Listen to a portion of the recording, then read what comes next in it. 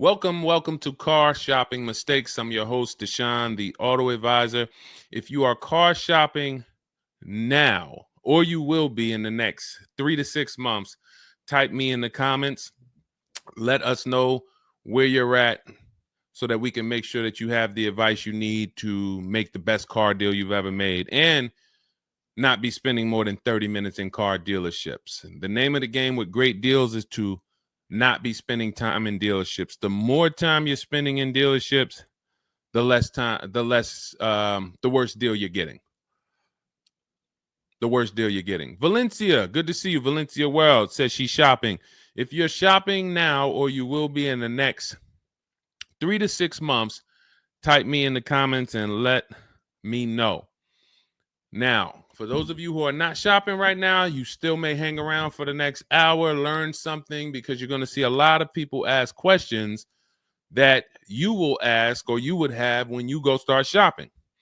So what typically happens if you hang out here enough, somebody's going to ask the same question that you would have asked, and you can get your answers that way. So welcome to Truth. Good to see you. Let me hop on over to Instagram and actually pop in over there. And I'll give you guys time to start typing your questions. No questions off limit. I try to do just rapid fire Q&A. So you have questions about leasing, about loans, about, getting the best deal, new cars, pre-owned cars. If you just want to tell me your situation, kind of what your goal is, we can go from there. And that's typically how we run it here. So let's see. I'll give you guys time to start typing. Once we get the first couple questions coming in, Dolan will start to bring them into the show. And we'll go from there. All right, I'm just sharing the show. Shout out to the sharers. And before we even start with the questions, I want to talk about the mistakes that I see people making. Let's really start out with the mistake of this leasing versus buying. I'm so happy that over the last 3 years, who was taught never lease a car? You were taught or you heard never lease a car. I could not be more happy that we have been helping people get their first lease for the last 3 and 4 years. The financial advice we've been listening to concerning leasing has cost us thousands of dollars. I was going to lease a car next week. As long as you get 5 offers, cool money. As long as you get at least 5 offers, you're good. See, people are out there paying. There's a couple ways that you can get a car. You can buy it new, you can buy it pre-owned, or you can lease it new. When you lease a car, you're leasing it brand new. So if you look at the financial parameters, you ask yourself, if I buy a new car, how much will it cost me? Now, I want you to use this rule. Every $5,000 is about how much per month. This is not for the new people. If you're new here, type the number 1. Let me know you're new. You've never been on the show. I don't expect you to have the answer to this question. But if you've heard this before, then every $5,000 is about how much on a car payment. You may have seen this in my video. You might have seen this on a show. This is a principle we teach. I want you to lock this into your head forever. Let's see if anybody knows. Or we got a bunch of new people. Michelle's new. I see you. Cool Money's new. DJ Furious. Okay, I see you. Sandra Bonds on Facebook. You're new. Okay, a lot of new people checking in. We're live on YouTube, Facebook, Instagram, and TikTok. So if none of you know, I want you to remember this. Every $5,000 is about $100 per month. Good to see you, Digby, on TikTok. Every $5,000 is about $100 per month. So how do we turn that into a real budget? You look at a car, $30,000 divided by 5,000. You're going to see that's about 600. Well, that is 600. So when you see that a $30,000 car to purchase is $600, if you borrowed that money, now you know about how much that car is going to cost, about how much $600 a month will get you if you purchase. Now, if you lease, $600 a month, depending on the lease deal, could get you a $50,000 car. So we're driving. So if your budget is $600 per month, then you have a couple ways that you can get a car. You can go find a $30,000 new car, no money down. You're at about $600 on a 5-year loan. You can go find a $30,000 used car. You're about $600 on a 5-year loan. Now, for $30,000 used car, maybe it was like $45 when it was new. You get it for $30. Or you can get a $50,000, depending on the lease deal, brand new car that you lease. So let's drive this home.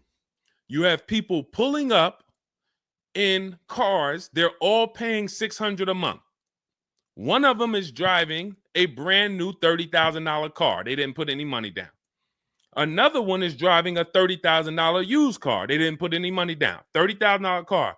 Another one is driving a $50,000 brand new car. They didn't put any money down. Who's getting the most value? In the short term, it's the person driving the $50,000 new car. It's nothing you can say about that. It's no like, well, it depends. Nope. $50,000 brand new car, $30,000 brand new car, $30,000 used car. The person driving the $50,000 car at $600 a month is getting the most value, hands down. Now, in the long run, where do the people who buy win? That's where we talk about the 8-year rule. That's why if you're buying your cars and you're keeping it 8 years, you should be purchasing, not leasing. 8 years is when you win. So that's where I wanted to start at. Let's start, like, tear down this bad information you've heard and you've believed about leasing. And I see people asking, we got a lot of questions coming in. I see you, Jaguar Music, on Instagram. I see you, Cool Money. I see you, we got quite, I see, hold on. From what I can see, we got like 4 or 5 questions waiting. So Dolan, you could bring in the first one. Type your questions in, anything you want to ask. If you want to ask about leasing, I saw someone asked about bad credit. What about if I have bad credit? What about mileage with leasing? Just start typing those questions. We'll bring them all into the show and we'll get to them one by one. Is that true for someone that went into bankruptcy? Okay, so if you came out of bankruptcy, your goal should be to rebuild your credit as quick as possible. Right now, your credit's blank. You come out of bankruptcy, your credit's blank. You have nothing there, and that's a good thing and a bad thing. It's easy for you to build. I've seen people come out of a bankruptcy and literally they have a 700 score in 1 year. They're going to go get credit cards. Just like if you're 18. If you're 18, you go get credit cards, you don't use them. Pay $15 gas, or you don't have a car yet. You pay $15, $20 a month for something, pay it off. You're going to have a 700 credit score. The more you don't use your credit, the more credit they give you. So when they see that you have the credit, $500 credit card, $1,000 credit card, you're not using it, credit score is high because your utilization is low. So that's what you should be doing. You cannot come out of a bankruptcy, just wipe your credit, and then go into the dealership and be like, okay, now I can get a car. You have no credit history. So the first goal should be, let me rebuild my credit as quick as possible, and you can do this quick. You can do this quick. Follow Shonda Martin. Some of you know Shonda Martin. She's on pretty much every platform we're on right now, and she's Road to 750 plus. Now you got to let me know. Can you wait and build your credit for 3 to 6 months? Can you start to get some type of credit history? Or are you in need of a car right now? In which case you have to get a car with bad credit or no credit. Because if you don't have anything on your history, that's technically no credit, which is bad credit. So, okay, you need something ASAP. Okay, so what you should be doing, and again, if you don't have good credit right now, you should be buying the smallest car you can with the lowest payment. I got into the car business 2006. I was 22. I've been in and around the car business since then. So what is that? Almost 20 years now?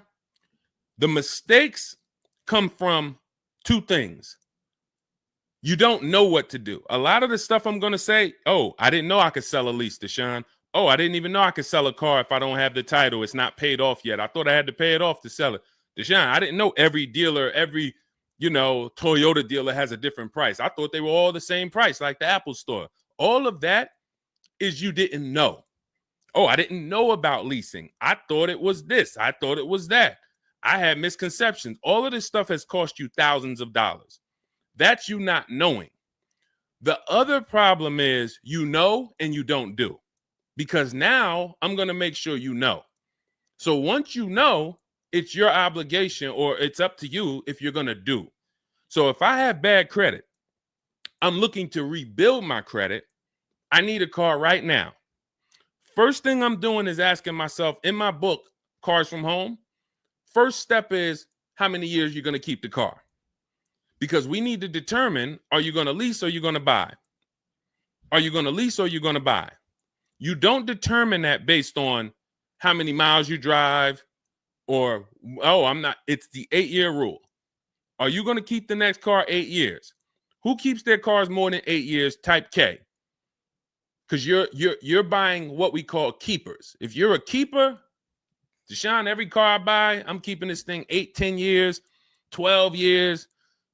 When the transmission goes out, I go and get another transmission. I see we got keepers. Shout out to the keepers. Michelle, we got Chantal. Who are the keepers? Sandra Bonds on Facebook. I see you. Where are the keepers at? K Mathis on Instagram. Keepers. These, you should not be thinking about leasing. Who's the keepers? See, we like to make this clear. Lon, I see you. Kara, keeper. All right. You need to be very clear, because people be like, Deshone, you talk about leasing a lot. Should everybody be leasing? No. Everyone who's not keeping their cars 8 years should be leasing. And if you don't have the credit to lease, your goal should be get the credit to lease. But so the first question I'm asking you, if I have bad credit, is how many years am I going to keep this car? Now, to those of you because if you don't have bad credit, or if you don't have marginal credit, somebody is going to have it. There's a lot of people getting hit in this economy, and they're going to have credit challenges and need a car. Why is this important? Because let's just say I don't have good credit, but I'm a keeper. That means I'm not thinking about leasing. I'm looking to get a car that I can keep for 8 to 10 years or more, and I don't really have good credit right now.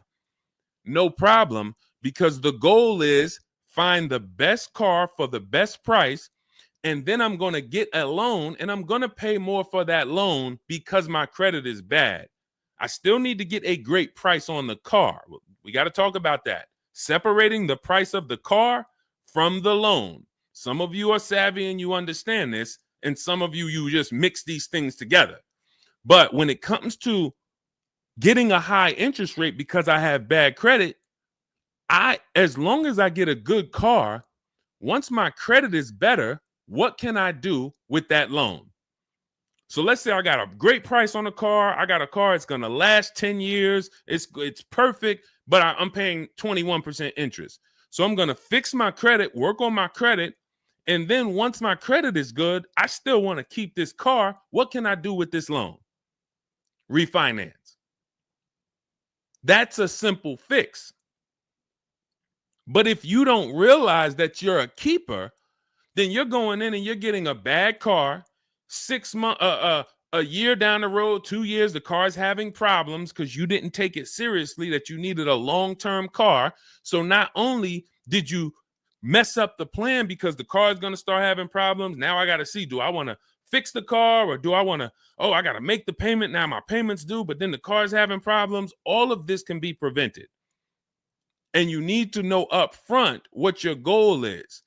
But if your goal is to lease, Deshone, I'm not keeping cars 8 years and I don't have good credit, you should be buying the smallest inexpensive car you can that you can get a loan on. $10,000 car, go drive it for 2 years, make your payments, and then switch into a lease. If you're driving a car, if you're buying a car to keep, then you can go and get a nice car, get the most car you can afford comfortably. You're going to have a high interest rate, and then you refinance that car when you actually get, your credit up. So this is all in my book. My digital book, Cars from Home, breaks all of this down step by step. Whether you have good credit, bad credit, how to know when to lease, how to know when to buy, new car, used car, you drive a lot of miles. I have plans in there for everybody. It's a digital book. It's 5-star rated. Thank you to everybody who went to Goodreads and reviewed the book. You can get a copy of the book. It's normally $97. You can get it as part of my launch offer for 75% off. That's $24. It's for 2 hours. So as long as you get there, go to my TikTok bio, my Instagram bio, the YouTube comments or the Facebook comments, click that link, and you'll see $24 for 2 hours. Once that, as long as you get it before that, you got it for $24 instead of $97. And you can have everything step by step. So you're not worried about, I'm trying to remember all of this. You can watch the replay on YouTube too. But all of this is everything I'm teaching is part of a plan. It's not me winging it. This all comes out of my book. All right, go ahead, Dolan. Bring the next one up. Keep typing your questions. I know we got a lot of questions coming in from all 4 platforms, so Dolan will bring them into the show. Just keep on typing. What is considered marginal credit? Now, this is going to depend on what you're trying to achieve. I like to see all right, who's a homeowner? If you're a homeowner, type me. Now, if you had marginal credit before you bought your home, your realtor or your mortgage person probably told you, go work on your credit and then get your credit to this to get a mortgage. A lot of people do that. They go and they work on their credit, and once their credit is a 640 or 620 or 660 or whatever it is to qualify for the mortgage, they go and get their mortgage. That's how it should be with a car. You want to get yourself, if you have the time, you want to get yourself to about that 660 mark. That 660 mark puts you, and I'm talking, do not use Credit Karma. Do not use Credit Karma. The amount of people who used to come into the dealership we run their credit, it's low 6s, 609, 590.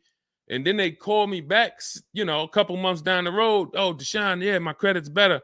And then we come in and they're like, yeah, I think it's up to about a 660, 680 now. And then we pull it and it's a 620, 630.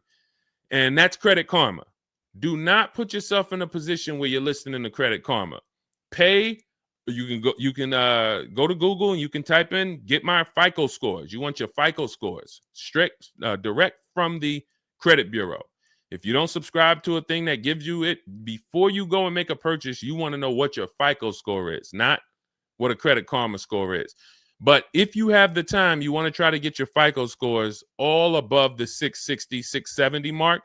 That's going to be in that good category. You can qualify for a lot of leases. Now, if you're in the 650, I want you to think about this. I have something I teach called credit and when it comes to profiles, leasing and credit. It's easier to get a loan to buy a car than it is many times to qualify for a lease. If you got a low 600 credit score, a lot of people will approve you. They're just going to approve you at a higher rate, higher interest rate. With a lease, it can work similar.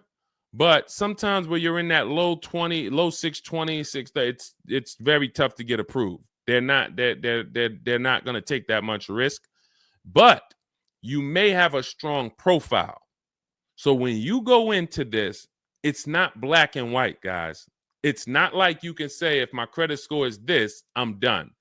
What if your credit score is this, but you have a car payment already you've paid on time?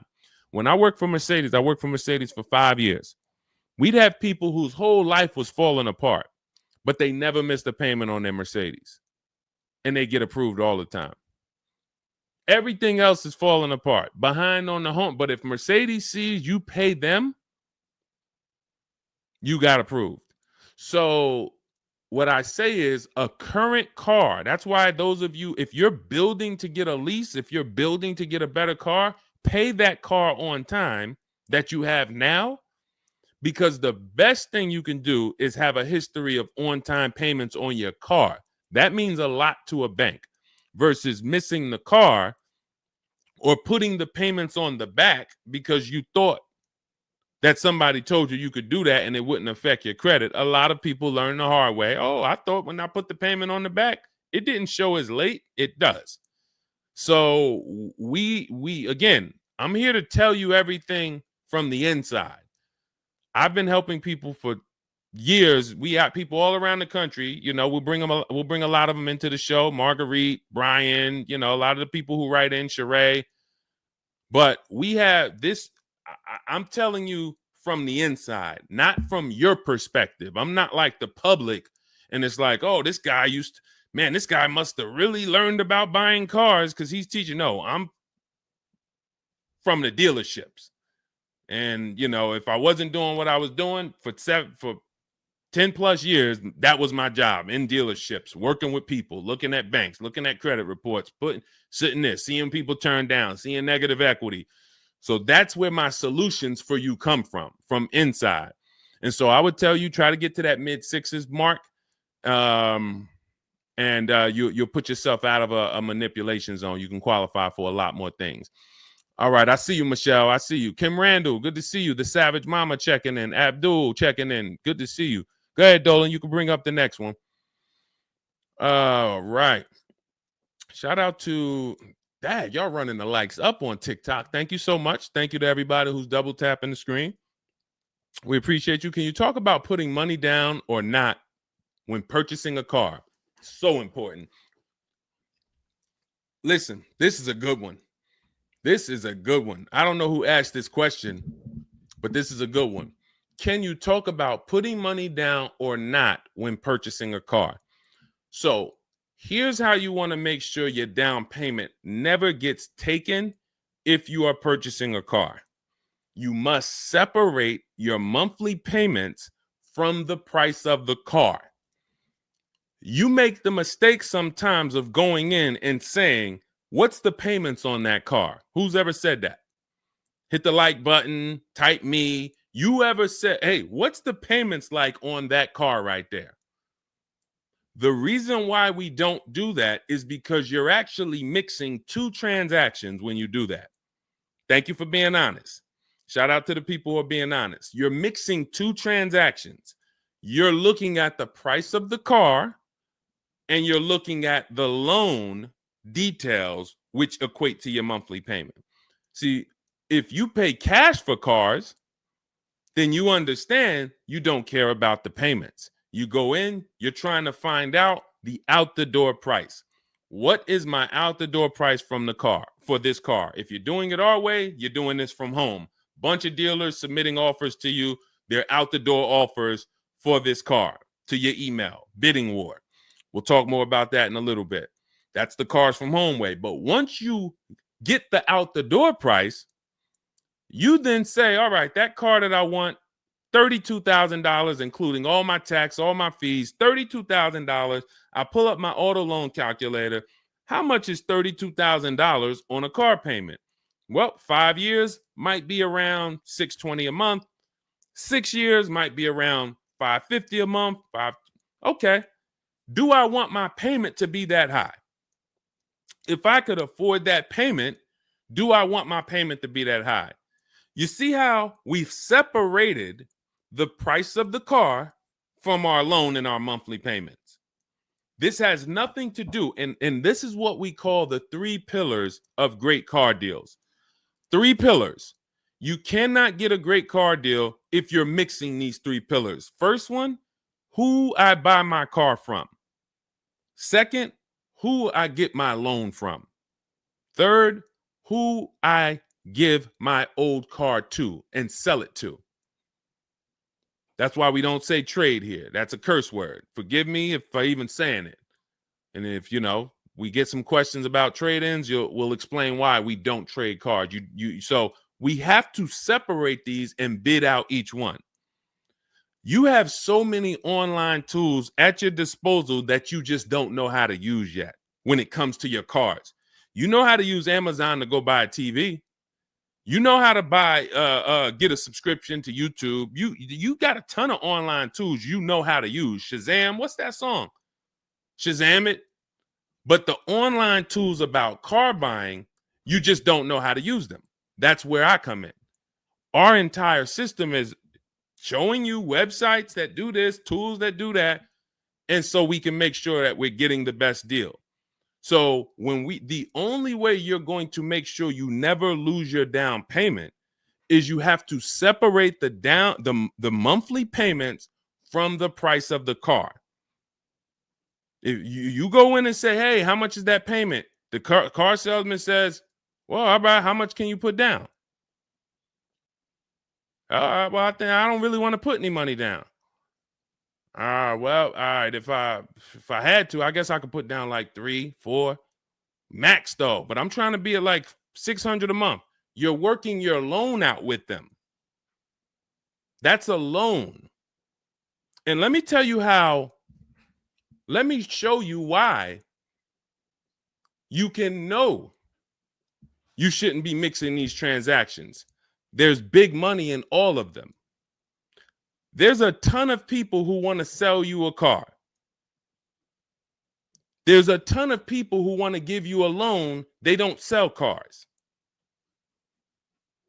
Let me say that one again. There's a ton of people who want to give you a loan. They don't sell cars. They want to compete for your loan. That should tell you there's a lot of money in the loan business. Then there's a ton of people who want to buy your car from you. Your car you have now. You're the one you're like, well, I just normally go trade the car in. Well, how many offers are you getting when you trade the car in? Well, I usually just get the one from whatever the dealer says he's going to pay for me. Okay. So there's a ton of people who want to buy that car from you. They don't care about selling you a car, and they don't care about giving you a loan. So when you buy a car from a dealer and you give them your old car on trade-in and you get your loan from them, you just gave them 3 transactions. You did 3 transactions with them in one. Do you see why it's impossible for you to get a great deal doing that? Type $signs if that makes sense. Who's locked in? Because I know sometimes we only got a couple people that be watching. Some people, man, you're cooking dinner and you're like, I hear you, Deshone. You're not gonna save $5,000, $10,000 like my students, and you're cooking dinner and you're just trying to listen in on the side. Look, you're not gonna get this. Look, person got a Kia $439 a month, $35,000 car. Look, save probably $6,000 off the car. Melissa, $12,000 that she got from Carvana. Let me just read something from people who are locked in, so you can, maybe this will inspire you to get locked in. All right, this is Melissa. 4 days of leasing like a boss. That's our system we follow for getting our leases. Started with a Kia Telluride as first choice. Quotes for 36 months, 15,000 miles a year. Ranged from 642 to 653. Went to a Honda Pilot. Ended up getting quotes as choice B from 616 to 713 after contacting every dealer in North Carolina. She did this from home, right from home. She got after contacting every dealer, the dealer I ended up leasing from originally quoted me 719, came back at 616 in 3 days with 0 due at signing. This is on a, where's her car at? I can't see. Hold on, 616. Oh, that one wasn't clear. All right, here, let me read this one. Thanks so much for these resources. I read the entire book last night. Already been underway trying to put my deal together. What a great book. I have my quotes together, and now I'm ready to take the next step with the calculator. Big fan of your channel and the resources. However, when we shop for 12,000 miles per year, do we adjust to 15,000? So these are people who are taking action on a plan. So when you see the plan, there's going to be different results. If you're out here winging your car process, oh, I hope I did this. Oh, shoot, I thought I watched the Instagram video. They told me don't say that. I shouldn't have told them I had a down payment. You're not going to get it. You're not going to save $5,000 or $10,000 on your car payment, on your car transaction accidentally. You don't just slip into that. So lock in and grab this lesson now. I need to separate my transactions. Who I buy my car from is one transaction. I'm going to bid it out. I'm going to give a bunch of people an opportunity to sell me this car. If I'm looking at a used Toyota Camry, I want to see every Toyota Camry within 150 miles, and I'm going to narrow it down, and I'm going to pick the best one, independent of my loan. My loan is a whole nother story, because when I shop for my loan, I'm going to do the bank bidding war, where I can have multiple people. I don't even want to mention that without telling you about it, because it's like, whoa, what's the bank bidding war, Deshone? Okay, so you can have multiple banks and credit unions compete for your interest rate in a small period of time, and it's going to weigh on your credit score like one hard inquiry. Like one hard inquiry. Mamba Mentality, I love the name. I love the name. Why can't I do a super chat? I don't know. Yinka, good to see you on Facebook. IB Johnson. On one hard inquiry. So let's just say, and so when you get your loan, how do we know that 5.2% interest rate was the best? How do you know that the 7.1 interest rate was the best if you have no other offers? And what we've been used to is we're just going to go with our bank. We're going to go with our credit union. We're going to go with the dealer's bank. Why? We're going to make these people compete. And when you do this, when you do it this way, you can have people compete in a short period of time and get multiple offers on your loan without it affecting your credit score. But it has to be done in a small window of time. Now, if you Google it, rate shopping, it'll say between 14 days and 45 days. You do it our way, it's going to take you 48 hours. And you don't do this until after you find your car. After you find your car is when you do a hard inquiry. You let these banks and credit unions compete for your loan. And again, you notice I've already found my car. I already got the best price on that car right there at ABC Motors. I got that thing on hold. Don't pick up the car the same day. As much as they're going to ask you, hey, you want to take it home today? You want to take it home today? No. If I take it home today, when do I have time to go shop my interest rates? I'm not taking it home today, but let me get my buyer's order with my numbers on it. Let me go home and let me actually do my shopping for my loan and my interest from home. And then if you can actually beat that rate, it's a competition. But because you didn't know that you could let multiple banks do this in a short period of time, you're only going to your bank. You coming back with a 6.49. Well, I guess that's good. What if somebody could get you a 5.49? Do you know how much a difference between a 5.49 and a 6.49 is on a loan? Could be $1,200. This is why we're getting all the money. So again, all of this is in my book, digital book, Cars from Home. You don't have to wait for it to come in the mail. You can have it by the end of the show. It's in my TikTok bio, Instagram bio, Facebook comments, and YouTube comments. Normally $97, but you can get it as part of our welcome offer for $24. As long as you get there before the 2 hours is up, you get it for 75% off. It'll have everything in there. That is the bank bidding war. If you're not, again, before we go to the next question, if you're leaving the dealership wondering, if I was to walk up to, yo, Deshone, what's going on, man? Hey, I just got this car, man. What do you think? Okay. Did you get a good deal on it? Yeah, man, I definitely got a good deal. How do you know? If you're not saying to me, yo, man, you know how many offers I saw? Man, I got about 6 offers on this car from different dealers. This was the best one. Okay, you did good. What about your loan?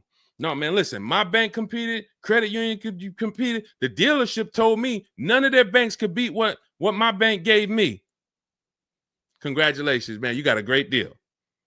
But if you don't have that same confidence, you did not get a great deal. And now you're driving in a $30,000 car, $50,000 car, and you don't have the confidence that you actually didn't leave thousands of dollars in these dealerships. This is crazy. And when you get mad and stop accepting it, you'll listen to what we're telling you to do.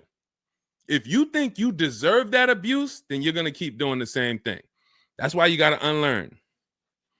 Okay? So separate your transactions. Who I buy my car from, I'm getting multiple offers for. Who I get my loan from, I'm getting multiple offers. Who I sell my old car to, I'm getting multiple offers. And with the internet, I can do all of this right from my house. Right here. All right. That's the Cars from Home way. Let's go, Dolan.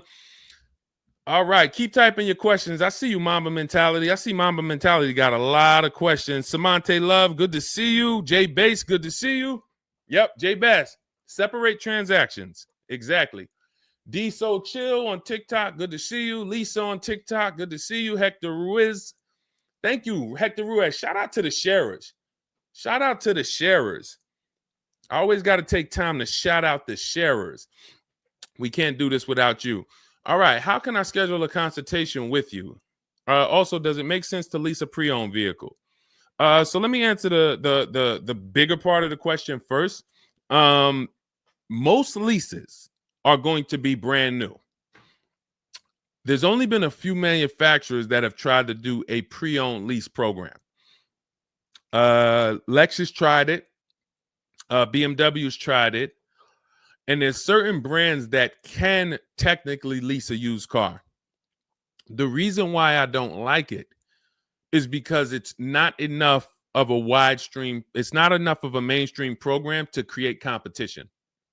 And if you can't create competition, then you don't know if you're getting a good deal. If you walk in to lease a brand new car and you're walking in and again, we don't do this. We never sit down in a dealership. We're there to test drive only. We're never talking numbers. But if you are doing it the old way, you're going to go in and then you're going to get a bad lease deal presented to you. And they'll say, well, I could lease you this 3-year-old one and it'll save you like $150 a month. How do I know that's a good deal? It might be affordable. And sometimes you confuse affordable with a good deal. It's not a good deal because you could afford it. I want to let that sink in. We confuse, you know how many people I watch get a horrible deal, but they go home and they're like, yo, man, they got me to my payment. Bad credit usually. A lot of people with bad credit will brag about yo, man, you got to go see Joe, man. Why do we need to go see Joe? Man, he got me in a car. Nobody else could. All right, let's look at the numbers. Dag, you're paying 24% interest. You know this is an 8-year loan? You know this is an 8-year loan. Oh, nah. I just, listen, man, Joe, you sending all your friends to Joe. Oh, look, and this car has 70,000 miles on it. You paid $28,000 for it? See, because they got you to a payment you could afford. So you thought, good deal. Now, I go into a Bentley dealership right now. Bentley's $300,000. And they say to me, we'll give you this Bentley for $150,000. So they give me somebody offers to give me a $300,000 Bentley for $150,000. 50% off. We're going out of business. Take it. Can I afford it? No. Is it a good deal, though? Is it a good deal? $300,000 Bentley, half price, $150,000. Many people, you don't have that in your budget to go and bring $150,000 dropping on a car. Now, if you want to do a business thing, go buy it for $150,000, quickly sell it to another dealer for $220,000. Okay, that's what we would do. But I'm not talking about that. I'm talking about just you alone. Affordability does not equal deal. A deal is a deal whether I could afford the deal or not. And the only way we know a deal is to actually get multiple offers. There's no other way. So I'm going to continue to say it. There is no other way. I've been in the car business since 2006. There is no other way for you to know you got a deal without comparison shopping. Same way if you walked into a grocery store and there was only one, you walk into the Dorito factory. There's only Doritos everywhere. No other competition. They sell them for $7 a bag. There's no competition. So everybody who's in the Dorito factory is paying $7. But when they go in the supermarket, Doritos competing against Lay's, competing against Wise. Oh, you can't be $7, Dorito. You might have to be $4 this week. You might have to be on sale this week for $2.99. Competition. It's everything else. So a lot of what I'm saying to you will click when you realize that you've been programmed to buy cars in a way that you don't buy anything else up. You don't buy anything else that way. Everything else you buy in your life is competition. People competing. Everything else only with cars, we look at one offer.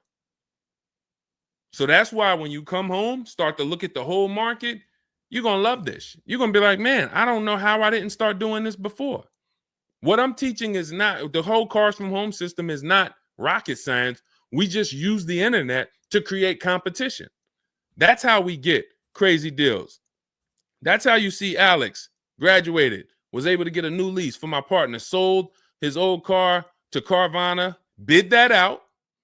Notice he didn't trade it. He didn't say I traded in my car. I sold my old lease to Carvana, old 3,500. He got 14. That was his highest bid. Went test driving, got a 2025 Hyundai Tucson, got a 1.3% lease deal, no money down, $42,500 car, $580 a month, and that's a 1.3% lease. Now, $42,500, guys, would normally be, with no money down, about $800 a month. Maybe about $825 for 5 years. He's paying $580. So when we talk about leasing keeps thousands of dollars per year in your pocket versus purchasing. Thousands of dollars, not hundreds of dollars per month, but thousands of dollars per year. So to answer your last question, I don't do consultations. We have 3 ways we help the public: through my book, through our Shop with Deshone program. A lot of these people that you're seeing me share, they've either got my book or they're in our Shop with Deshone program. Just Ralph, Jen, Stormy. Just wanted to let you know that your package worked. $48,000 MSRP, no money down. She's paying $622 a month. That's normally a $900 payment. Marie, some of you know Marie from some of our other shows. We talked about her. Just wanted to reach out. Thank you. She used the book, saved over $13,000 off of her Mercedes, got her payment to be hundreds lower per month, maintenance included. Just wanted to say thank you. She got a 2025 GLC Coupe. Some people have this same car. You're looking at this car. You're like, hold on, Deshone, I got that same car. Did you get $13,000 off? Did you get $13,000 off? This is when we got to say to ourselves, whoa, what's happening that Marie got $13,000 off? I thought I did okay. I got $4,000 off. You see how dangerous it is when you don't get multiple offers? You thought, man, I negotiated, man. I was in that dealer for about 5 hours, man, to get that $4,000 off. Marie never went into a dealership and she got $13,000 off. So you just made a $9,000 mistake. So you could either change your behavior, go grab my digital book, Cars from Home, learn the same thing, use the same strategy step by step that Marie just used, and you could eliminate you making these types of mistakes, or you can continue to do what the car business wants you to do. So in my digital book, you have everything. That's why it's called 7 Steps to Saving Time, Money, and Avoiding Dealerships. It's in my TikTok bio, my Instagram bio, YouTube comments, Facebook comments. You can get 75% off for the next 2 hours. So you won't pay the normal $97. You get it for $24 if you get there before the welcome offer expires. And that's a digital book. It'll be in your inbox by the time we end the show. You'll have all these strategies to use for you, your family, your spouse, your kids, to make sure every transaction you're winning. You're leaving no money on the table. All right. So yes, I don't do, and you'll see in our Cars from Home toolkit in my bio, we do have a program where we shop for people around the country. In fact, before we go to the next question, let me show you what you'll be able to do. But in our case, we do this for clients. So you get in where you fit in. I don't tell you, it's like if I put a buffet in front of you, everything gets you full.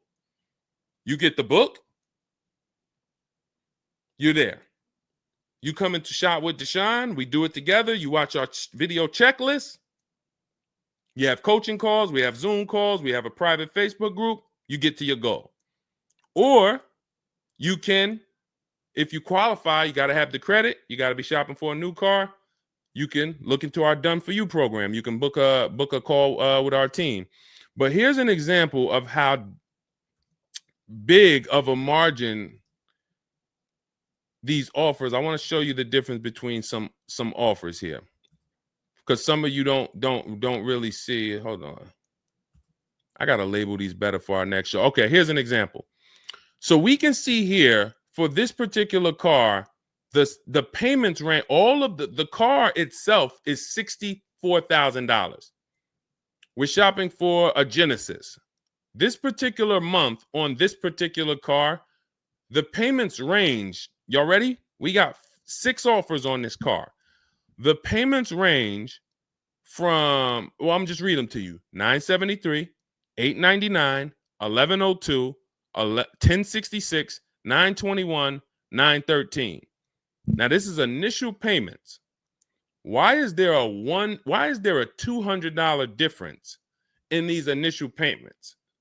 This is why you never want to take people's first offer, because the initial payments are going to be high. But even in the initial negotiations, why is it, Deshone? Wait, all of these cars are the same price. Why is one dealer at $1,050 and another dealer is at $899?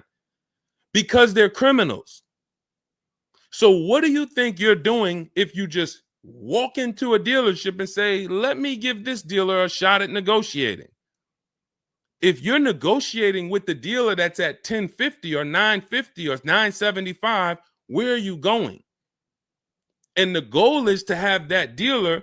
This is why when these dealers come, when they come down $100, you think, oh, I had to win. Man, they just came down $100 per month. They started out, they were at $590, and now we're at $490. This has to be a good deal. Well, how do we know that they weren't supposed to start at $490 and end up at $390?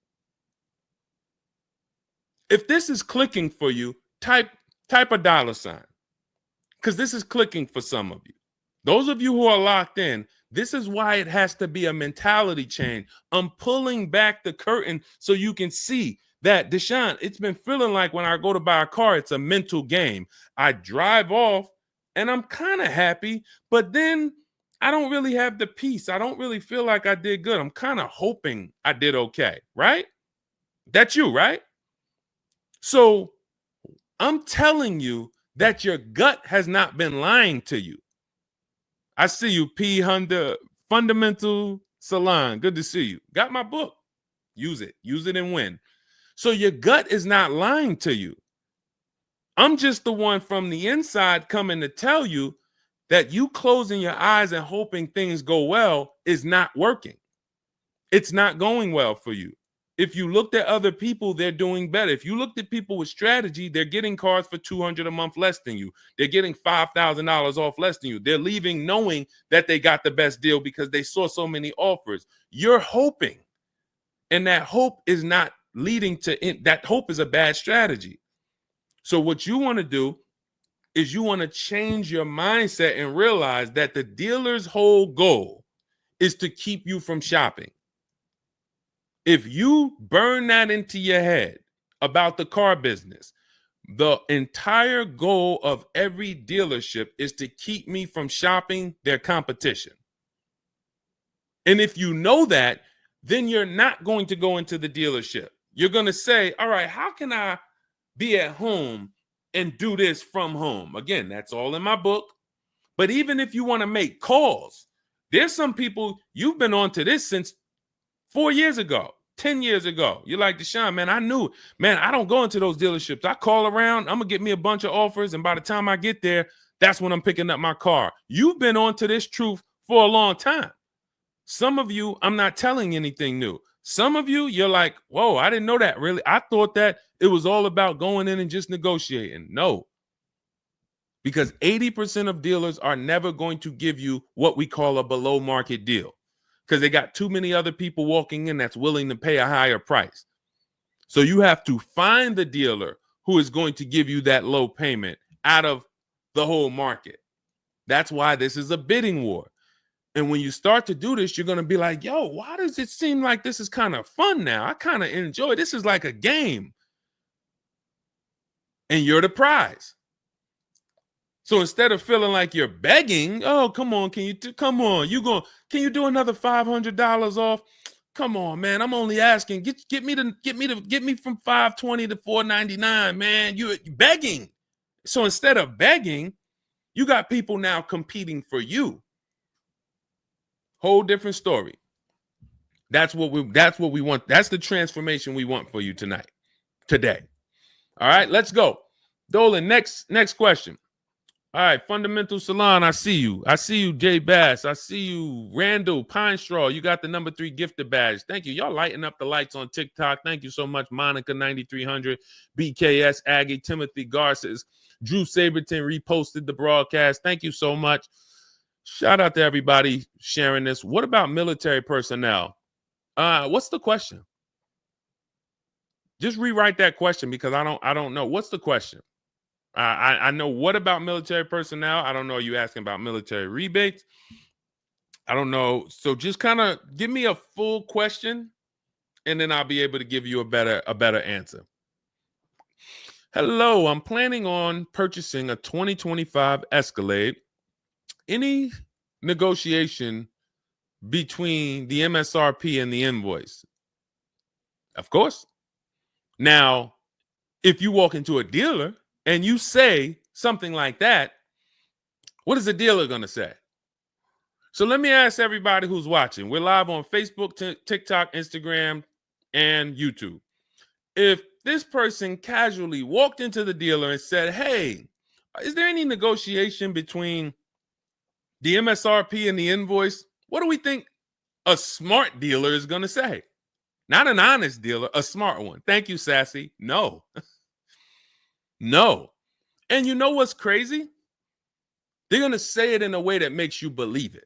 So if I put my car salesman hat on and I switched it to kind of for myself, this is what it would sound like. Or is there any negotiation between MSRP and invoice? Not really. On these cars, I mean, we don't even have a lot of them. A lot of people are trying to get them now because the tariffs are about to hit. And even though this is an American-made car, some of these parts, they're produced in Mexico. So there's not, we really like to, a lot of dealers are selling them over MSRP.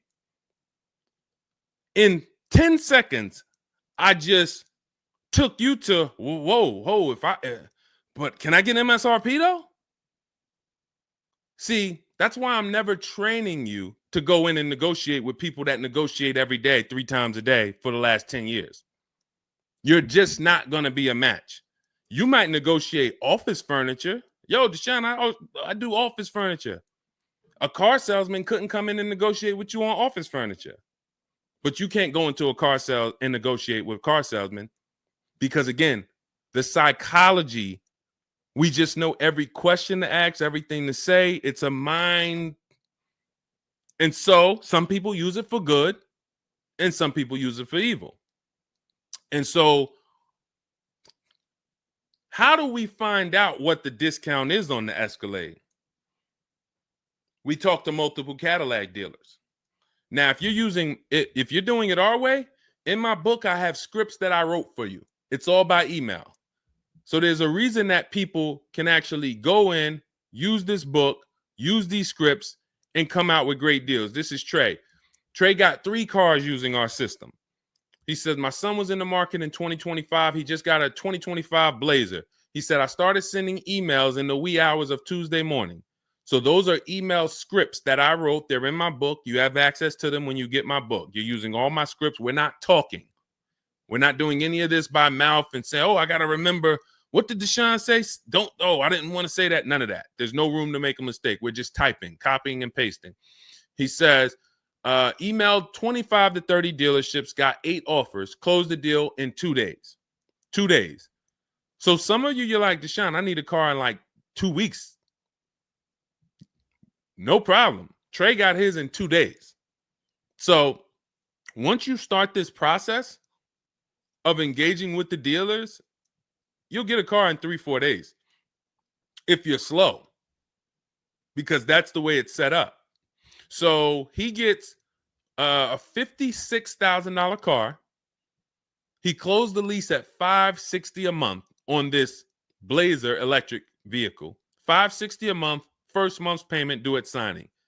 That is a $56,000 car. And he's gotten 3 cars. He said his first one with our system was 2.5 years ago. He leased another vehicle for his daughter last October, and now he just got his son's lease. 1.5% lease, a 1.33% lease for his daughter, and a 1% lease for his son. So if you're doing it our way, you're sitting at home, you're getting multiple Cadillac dealers to compete by email, and then you're going to see, oh, this one's going to take off $2,000. This one's going to take off $5,000. These 4 are taking off nothing. This one, he's charging $3,000 over the list price. Oh, here's the winner. They're taking off $5,000. That's the best offer. Now, sometimes you get a deal like Sean, and we never know when the bottom is. And let's take this Genesis. Perfect example. This is a 2025 Genesis GV80. As you can see right here in writing, if you're on TikTok, you can't see, but if you're on Facebook, YouTube, or Instagram, you can see. You can see, let me just take that comment down real quick, Dolan, so I can show the discount at the bottom of that sheet, please. Just snatch that just for 1 second. Look at that. $8,469 off retail price. Brand new 2025. Okay, you can put it back up, Dolan. Thank you. So when you look at that, this is the lowest offer of multiple offers. Maybe $8,500 is the best discount on this particular vehicle. But when we go to Sean, let's go to Sean. F-150 Lightning XLT, $73,000 vehicle. What's his discount? $21,000. Look at the dealer discount and look at the rebates. And every dealer is not going to tell you the rebates. Some dealers will not be honest with you about the rebates. They'll hold some of them or they'll hold all of them. When he got all his offers, he saved $21,000 off the price of the car. So how do we determine, to answer your question about the Cadillac Escalade, what's the discount between MSRP and invoice? We don't know. Could be the best discount could be $3,000. The best discount could be $5,000, could be $10,000, $12,000. We don't know. And because you don't know, you cannot negotiate. If you knew that the best discount you could get on a Cadillac Escalade was $8,000, you knew that, then it would be easy to negotiate. I'm just going to go on. All right, man, come on. You're at $6,000. Nah, man, I want another $1,000 at least. I'll let you keep the last $1,000, but you got to get me to $7,000 because you know the bottom, $8,000. No car that we go in to get do we ever know what the bottom is. So what you're doing is you're feeling for the bottom. But if Sean thought $10,000 off was the bottom for his F-150 Lightning, then he wouldn't have got $21,000 off. That's the danger. So when I say to you, you're leaving $3,000, $5,000, $7,000 on the table, you can't say to me, Deshone, no, I'm not. Because I get so many offers, man. I know I'm not leaving money on the table. You don't know you're leaving money on the table. I got $8,000 off my Infiniti truck I got when I leased it. How do I know that was the best offer? Because I had 7 other offers. I had 7 other offers of Infiniti dealers that I went back and forth with by email. This one giving me $3,000 off. This one $4,000. This one $6,000. This one $6,000. This one we'll do $8,000 off. You got it. You won. Took me 60 minutes. This is where I want you to get new cars, used cars. You're making your deals from home. You're the prize. You're going into the dealership to pick up your car, man. They like, man, you sell cars? How'd you was like quick, man, that you kind of knew this was quick. Car salesmen going to love you because you didn't waste their time. You didn't tie up 8 hours of their time. They're making deals with you in 20 minutes, 30 minutes. It's great for everybody, but it's mainly great for you. That's what we want. Okay, all of this is in my digital book, Cars from Home, 7 Steps to Saving Time, Money, and Avoiding Dealerships. It's not a mail book. It's a book. You can have it in your inbox in the next 5 minutes. Normally $97, but as part of our welcome offer, you can go to my TikTok bio, Instagram bio, click those links. You can go to the Facebook comments or the YouTube comments. Dolan has a link for you guys. You get 75% off. That's $24, but it's only for 2 hours. Now, if you visited earlier, some of you, I did a show, my last show, you might have visited the link and you missed the countdown. You'll see it's gone. So you want to make sure when you actually go there, even if you come back in a couple minutes, don't let that timer hit 0. Book's still worth $97. You saw Marie, she saved $13,000. So I think if Marie, if she was on the show, she would say, look, even if you missed the $24, get that book. Save me $13,000 off my price. All right. Corey Duncan, I'm just catching your comment on TikTok. Look, it works, y'all. I promise. Leased a car back in April after using his book. Got the best deal. You see what I'm saying? Like, and this is all over. It's too many people for me to pay. When I tell y'all, like, it's too many people. I pride myself on not can Deshone get great deals. Obviously, you guys know if I could sit on here and answer your questions for an hour and a half, clearly, I've been in the car business since 2006. Clearly, Deshone can get great deals. But can other people? That's why I'm showing you other people. That's why I'm showing you Benita. That's why I'm showing you Kimberly got 20 grand off her Maserati when she got it. Zafrina got 2 cars. She got a car last year, got her Jeep Grand Cherokee, $66,000 car. She got it for $579 a month. And then she just got another car that she posted 2026. Not even a 2025. 2026s. It ain't even out yet. She got a Kia or just came out recently. Kia EV6, $76,000 vehicle. She got it for $742 a month. She leased it. Now let me just do some math for you real quick on how crazy a deal that is that Zafrina got on her second car. The first one's crazy too. They're both crazy. But let me just, here's how we judge a lease. We judge a lease by how much we're paying and how much car we get to drive for that payment. So the reason I created the 1.5% rule is for you to know you're paying too much money for a car you're giving back. The 1.5% rule tells us if we divide the monthly payment into the MSRP with no money down, it creates a percentage. And if that percentage is over 1.5 for 12,000 miles per year, we're paying too much. It's no value there. It's a bad value lease. Let's look at Zafrina's deal that she just got. She's paying $742 a month, and she got a $76,000 car. So let's say, go into our calculator, $742 a month, 36 months. That equals $26,700. That includes taxes, everything. That is how much she's giving them for 3 years to drive this car. $26,700. It's a $76,000 car. You don't have to be a mathematician to know that if you walked into a showroom and you saw a $76,000 car, once taxes and fees and everything were on top, it's over 80 grand. And you could drive that car for 3 years for $26,000 and you give it back to them, we don't have to, we can imagine how much value that is. So that's how we judge a lease. And the more I pay, the more I have to look at, okay, is this a good lease deal? Is it a great lease deal? Is it a steal? Zafrina got a steal. Anything 1% or lower, it's a steal. From 1% to 1.5%, that's a good deal. Well, let's say from 1% to 1.25, great deal, great value. And then from 1.25 to 1.5, good lease deal. So it's good, great, and a steal. Any of those is good. It depends on the vehicle, and it depends on how well you get offers, because different vehicles have different lease programs. But once we get, you don't walk into a dealership and say, hey, get me to 1.25 or get me to 1. You don't do that. You got to see what the best offer gets you. But this is where you want to be at. Empowered shopping. Okay. Thanks, Randall. I'm working on my lease deal now from the book. Way to go.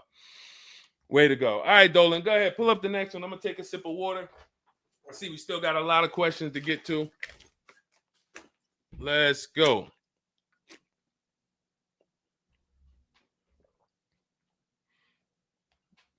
Mark is me. Good to see you on Instagram. Checking in. All right. Let's go. Does it matter if you email or call a dealership to find out the best price?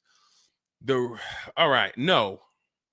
You just got to realize it's going to be different things that come with phone. The reason why. Okay. Who's a good negotiator? All right. Let me put it like this. Who's not a good negotiator? Let's be honest. Who's not a good negotiator? Type me. You're just not. It's not your thing. You don't really like confrontation. Not a good negotiator. Let's go. Who's gonna be honest? Oh, we got a bunch of good negotiators on here today. Bunch of good negotiators.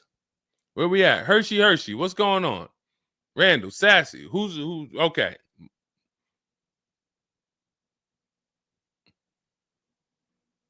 Okay. Couple people that want to be honest. Everyone else is a great negotiator. You need that to get on the phone. In order to get on the phone, you need to be a good negotiator. You need to be quick with your words. You need to be, and that's what's going to happen when you're calling to get deals. Now, if you're calling to get deals, you just need to be able to know exactly what information to give and what information not to give. So let's just say you call in and you're trying to get an offer, and somebody says, "Hey, wait, I need your credit." Okay, are you gonna say, "Well, no, actually, the people who I've been working with, they haven't been asking for credit. Just assume tier 1," or are you gonna, fumble through that? And if you so this is what you're going to get. That's why I say if you're calling, you could try asking for sales managers.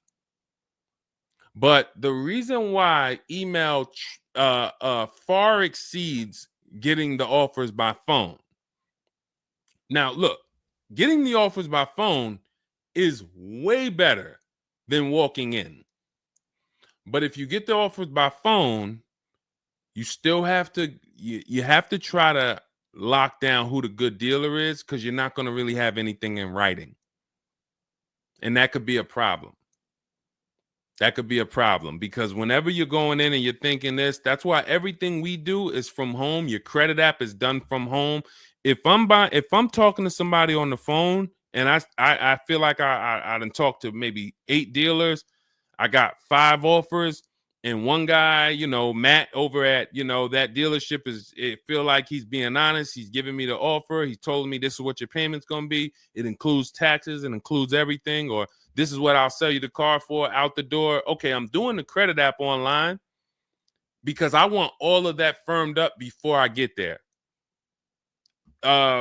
I have a video we're going to put out soon about a dealer who we just experienced this shopping for a client, where the dealer put something in writing. And then when we did the credit app, or the client did the credit app, changed the offer. So when they changed the offer, that means they didn't want to do that offer to begin with. Oh, no, they didn't change the offer. They said the car was sold.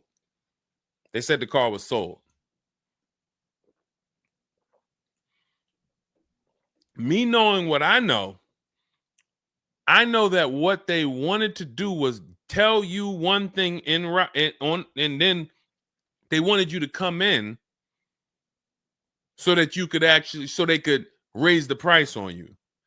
This is why we are not going in until we do our credit app online. And when I tell you we are doing everything from home, except the test drive, we are doing everything from home. We're not going in, all right, come on in, let's finalize this. No, we'll come in and pick it up. You can send me the credit application. I will email you my driver's license. I'll email you my insurance card, because when you do this, your deal is solid. If you're going in the dealer to finalize your transaction, the deal is actually not solid. The deal can be changed. And what you'll see sometimes, like in this video we're going to post, is once they find out they can't get you to come in to actually change the price, that's when they're going to start changing the tune. That's when things are going to change. And okay, I see what you were trying to do. You were trying to get me in there so that you could change the price on me. So that's why email is really the gospel when it comes to us. And another thing, you don't have to talk to anybody. You don't have to remember what you're going to say. What's up, Robert Ishel? You don't have to remember what you're going to say. You don't have to worry about saying the wrong thing. When you're doing this by email, especially when you're using our stuff, if you have my book, my digital book, everything's in there. The scripts are in there. When they say, when can you come in? We have a script. When they say, hey, we only give quotes on for people who are in here, we have a script. When they say, hey, I don't have this car, but I might be able to get it for you. Are you open to that? We have a script for that. Everything, we have probably 50, 60 scripts. Everything they're going to say.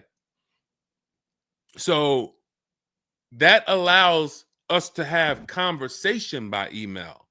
We're not just emailing. We're having, Marcus Me asked, I see a question about warranties. I got you. Hang on. Mark, we're not just emailing, we're having conversations by email. Big difference. Conversations by email move things forward. Oh, we can't do this. Oh, how about this? Hey, it's a back and forth. That's why our scripts are so powerful, and they move things forward and they keep it on your agenda. So again, myself, I could do it either way. If I was doing one car deal, I could call around. I'll ask for sales managers. I'll talk to the sales manager. I'll try to get a car deal done. But it's the transferring of information, and this doesn't work on a used car. So this only works on new cars. So if I was buying a used car, it's a whole different system. But another reason this isn't effective. What's up, Smitty? Hopping in on TikTok. Another reason that's not effective. Again, better than you walking in. I'm just being straight up with you. If you told me is that better than me walking in? 100%. Get on the phone. You will do way better on the phone than walking in. But compared to email, you ask me like email or phone, which one's better? Email crushes it because I can have conversations quicker. I have stuff in writing. I don't have to worry about not having something in writing, and I show up and I thought that it was this and then it's that, and then it's nothing I need to remember. Yeah, I think that's enough. I think that's enough. So again, in my book is all the scripts. And without you knowing what to say when they say this, then the conversation is going to move slower and you'll be typing everything manually. What should I say to them? All right, what should I say to this? When they say, oh, can I have your full address? Okay. These are the things that you want to know how to respond to. Okay. All of that is in my book. But again, either way is better than walking into the dealerships. Walking into the dealerships is where you're going to lose. All right, go ahead. Next question. Kevin Carroll, Jamie Rodriguez.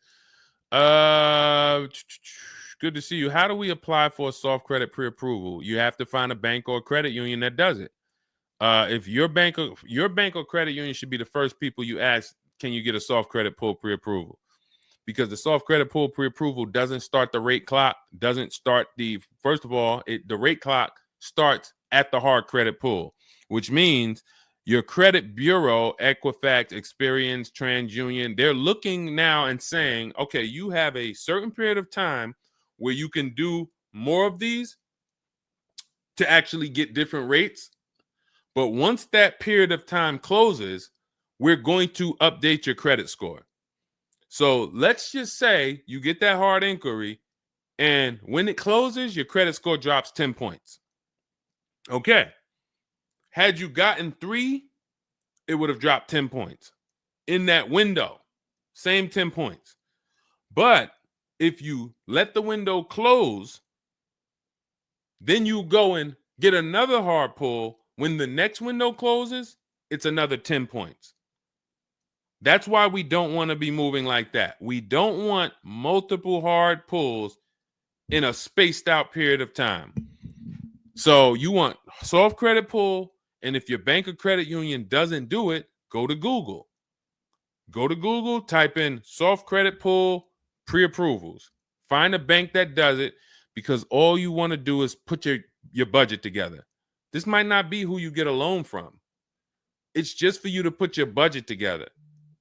And if you've ever bought a house or you got a mortgage, you'll see, all right, you might pre-approve me for, 4.25 interest rate. And then once I go to get my loan or my mortgage, it might go to 4.3. It might go to 4.6. It doesn't matter. This is just to budget. You need something so that you can know how much you can spend. That's the purpose of the pre-approval. So it's no reason for you to ever give a hard credit pull. You are much better off just using the rule of every 5,000 is about $100 per month. Burn that into your head. Every 5,000 is about $100 per month. So that means when I'm looking at this $30,000 car, that's $600 a month for 5 years. What if I want it to be $500 a month? Then I need to, instead of taking out a loan for $30,000, I need to take out a loan for $25,000, which means I got to put $5,000 down. But if I'm taking out a loan for $30,000, it's going to be about $600 per month on a 5-year loan.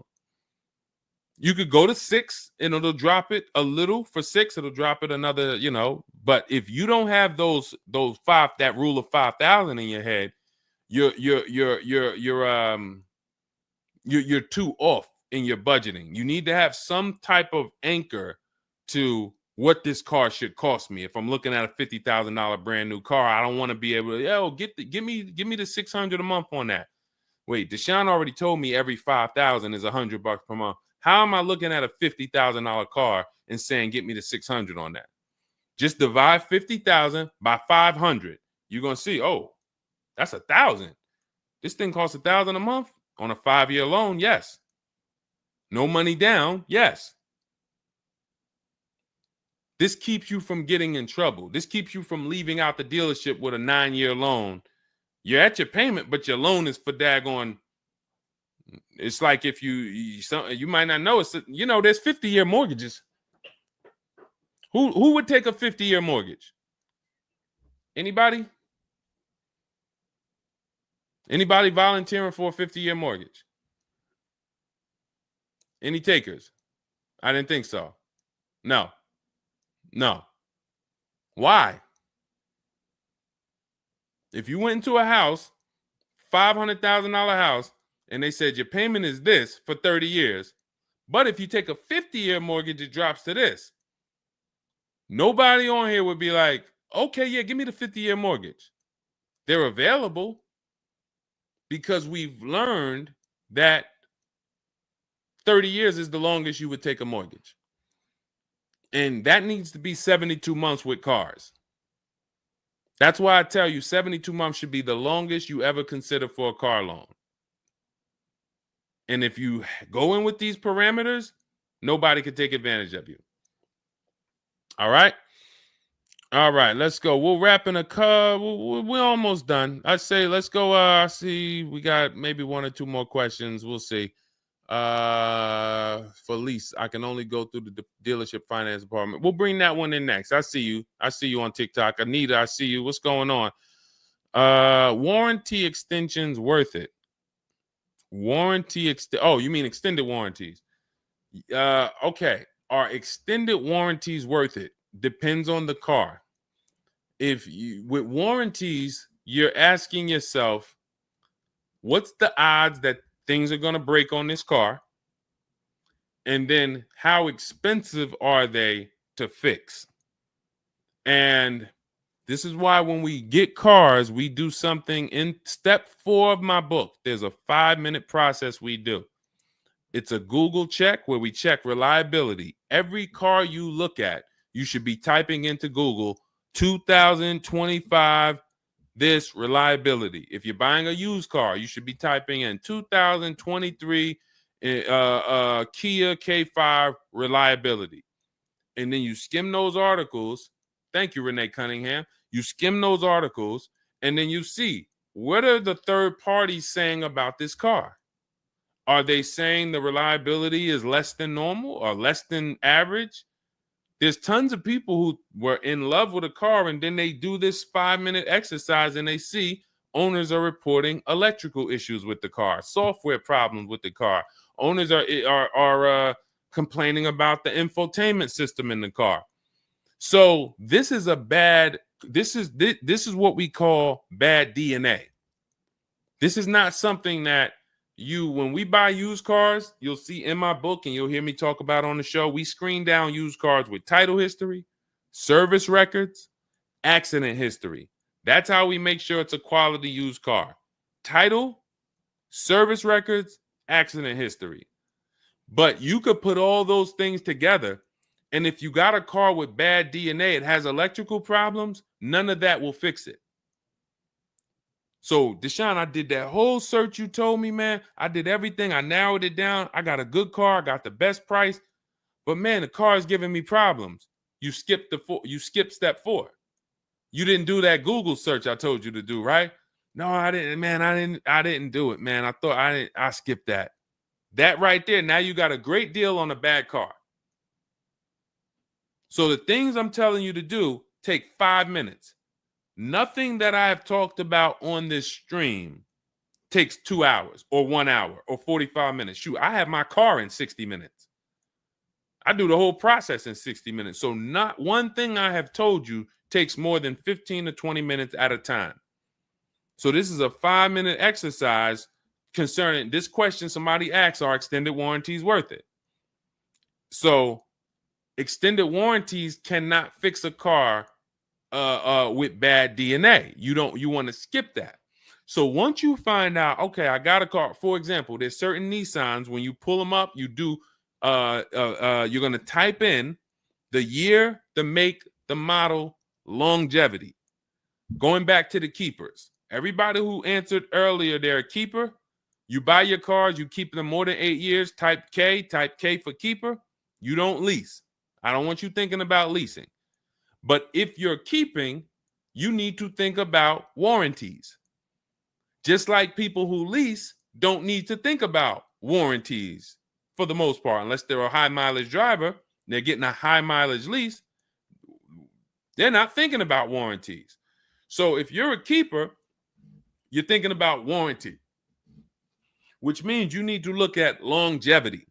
There are certain cars you're going to type in, do this exercise, type in the year, make, model, and the word longevity to Google, and you're going to see this car, owners report transmission problems between 90 and 110,000 miles. There's nothing you can do to change that car's DNA. Nothing. So yes, you can get one with good service records, good accident history, good title history. Nothing you can do to change the fact that that car has transmission problems from 90 to 110,000 miles. So once you do that exercise, that quick 5-minute check, then we can look at what's the cost of repairs on this car? Is it a Mercedes where when something breaks, it's $2,000? If it's a Mercedes and something breaks, and you can keep typing your questions. If you have a question on TikTok, nothing's off limits. So we got time for a few more questions, but you got to type them in for us to bring them into the show. So are we, once you know what cars, like give you an example, you got a Honda, you got certain cars, they're very inexpensive. Something breaks on the car, the parts are cheap, inexpensive.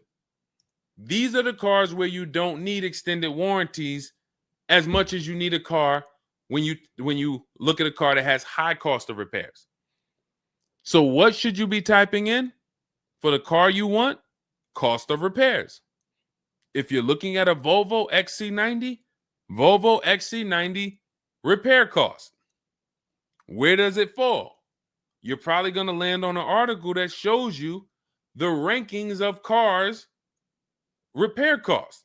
If you see that Volvo and Cadillac and Mercedes and all Range Rover, Land Rover, they're up here, then you need an extended warranty. Because when one thing breaks, if you got a $3,500 warranty, it might pay for the whole warranty. One thing. But if you're looking at a car and it's very low, Mazda or Honda or Toyota or very low cost of repair, then maybe you save the $3,000 and you don't get an extended warranty. You just put that money to the side. So it's going to depend on the car. When I worked for Mercedes, if somebody was buying a Mercedes, I told them, go in there, finance department, buy as much warranty as you can afford. That was my words all the time. Buy as much warranty as you can afford. IDK, following your book to secure a lease. How do I get it without putting money down? We don't shop with money down. So you haven't gotten to that section yet. I'm glad you have the book, IDK, but there's no scenario when you're using our templates and scripts where we shop with money down.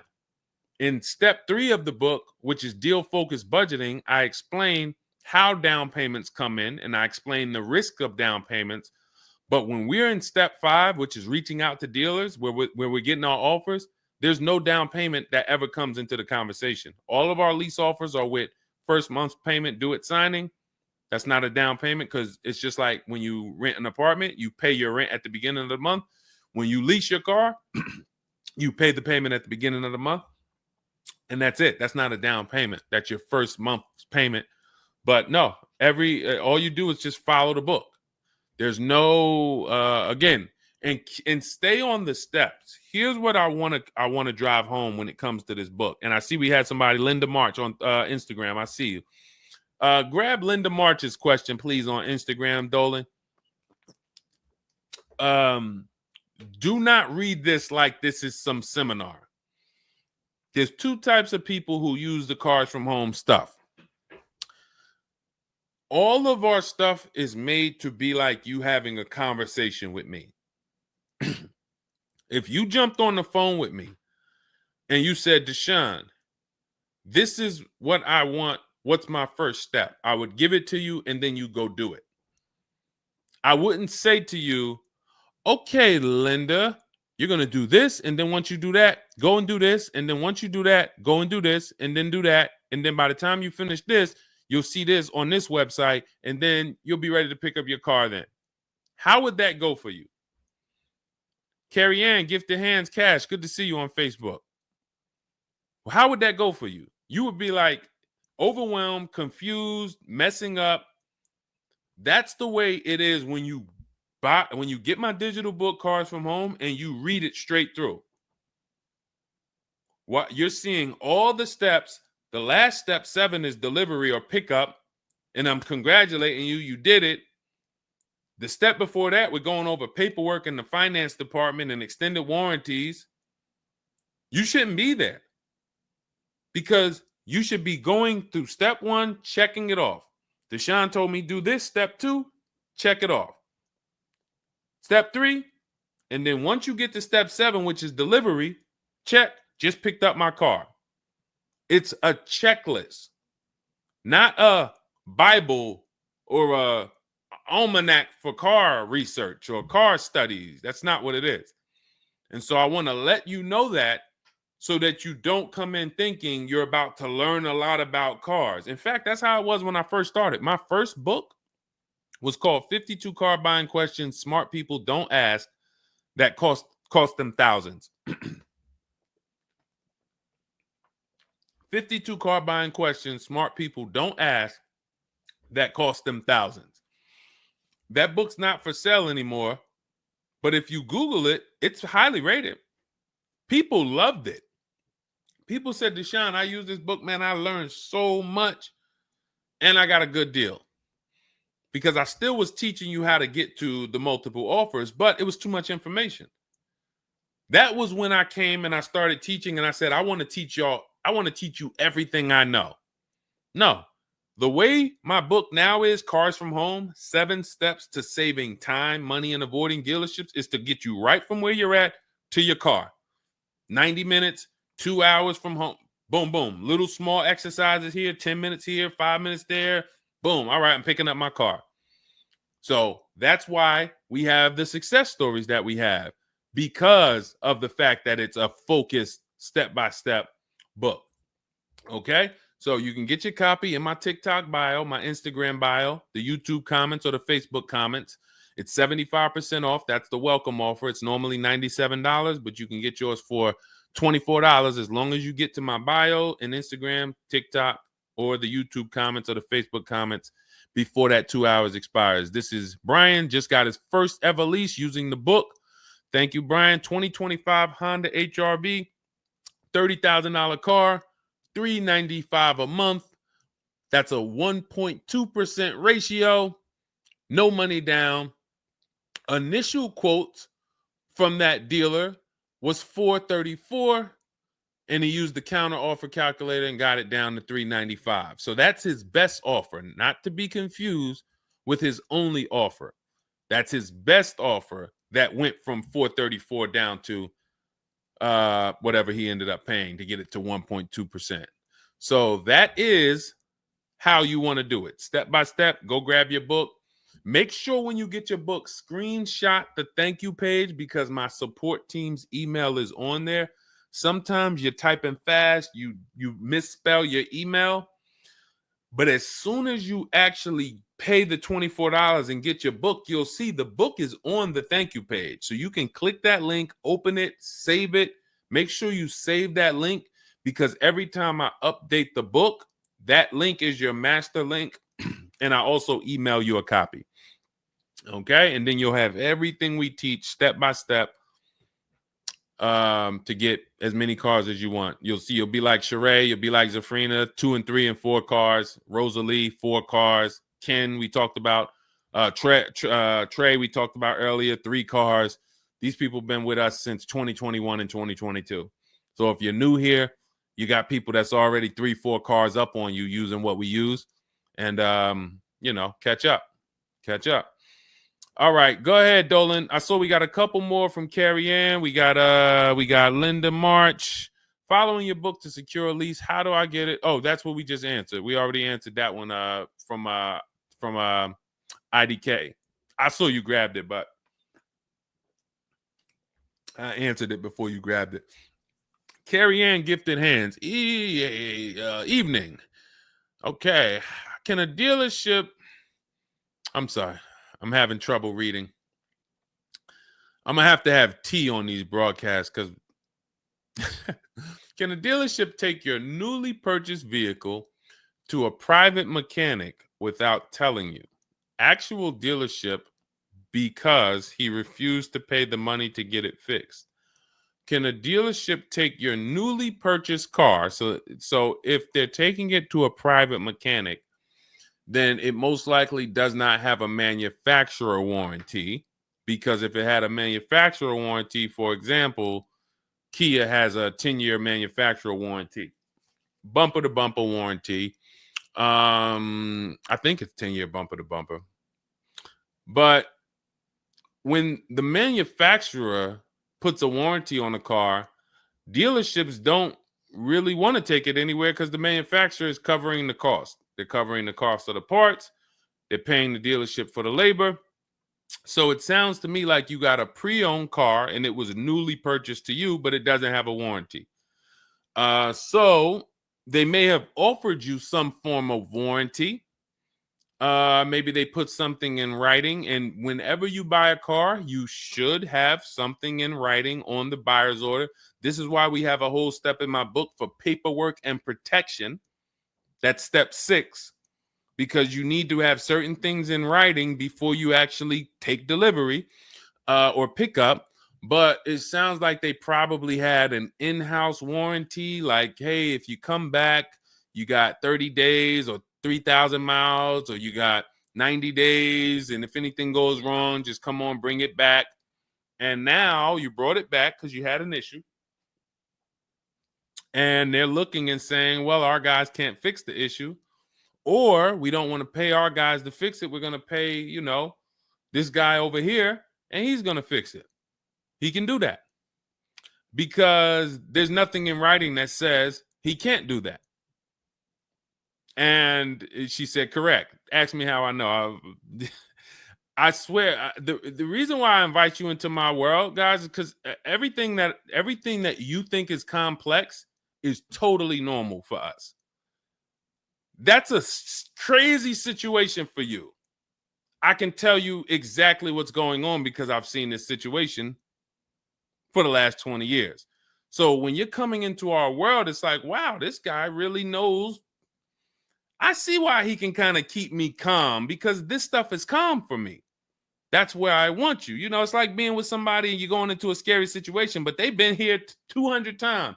Oh, it's dark back there. No, nothing ever comes from back there. When we get up here, you're going to hear some sounds in the bush, but that's just little raccoons and they're harmless. They actually like, oh, okay. You start to get more comfortable because the other person has been here a lot. So there's nothing in writing that says he can't do that. But if it is in writing that he needs to fix the issue, that's really all you care about. What's really in writing is you need to fix this. How you fix it and who you get to fix it, that's your internal business. If you want to take it and outsource it to another mechanic because your mechanic can't figure it out, that's fine. Some dealers have a relationship with a dealer up the road. So if, a used car dealer might take it to a Subaru dealer if it's a Subaru, and they might, but their thing is they need to get it fixed because they're obligated. You said just purchased it, went back into the shop 2 weeks later, still did not have it back. Exactly. So they're going to try to do everything possible to get it fixed. And that may include taking it to someone who they think can fix it. Now, I assume, are your payments due? Did you start a loan? Because this is different if you have a loan and you have my car and I have a payment due in 2 weeks or 3 weeks or 1 week. And if my payment is due, then I'm going to actually wait probably 1 month. And if I don't have anything in writing of when I'm getting this car back, then I'm going to make a police report. And because now I'm getting ready to either unravel this deal, you got to give me a car. I need to, and watch this. Why the police report? It's to document what's happening. First of all, people don't like to see police pull up to their, it's leased. It's a brand new car.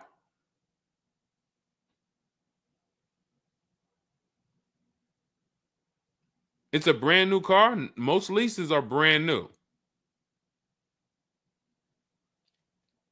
In which case, a private mechanic shouldn't be working on a brand new. No, it's used. That's another reason we don't lease used cars. That's uncommon. See, that's what I was saying. Leasing used cars is very uncommon. No competition, warranty issues. This is why it's not a mainstream thing. And this is why it's not something that I recommend. But I don't say it's not possible. Because when people say, oh, Deshone, could you lease a used car? I'm not going to say, no, you can't. But what I'm going to say is we don't. Now, you have is there a warranty in writing? Did they write something on, because now you pretty much have a payment on a car that's used. That what is the warranty? What did they put in writing that they would cover if something went wrong? They had to put something in writing because they're covering it now. Or they have to fill some form of obligation. You paid 2 payments, but what warranty did they give you? Was it a certified car? Because that would give you a year warranty from the manufacturer. But again, I don't think you have a manufacturer warranty. In fact, I almost know you don't, because they wouldn't be taking it to a private mechanic if it had a manufacturer warranty. Originally 32,000, at the end 62,000 through. Originally 32,000, at the end 60,000 through Exeter. Yes. Well, I mean, originally 32,000. I don't know what you mean by that. Is that your mileage? I need to know. Did they put something in writing saying that they were giving you a warranty?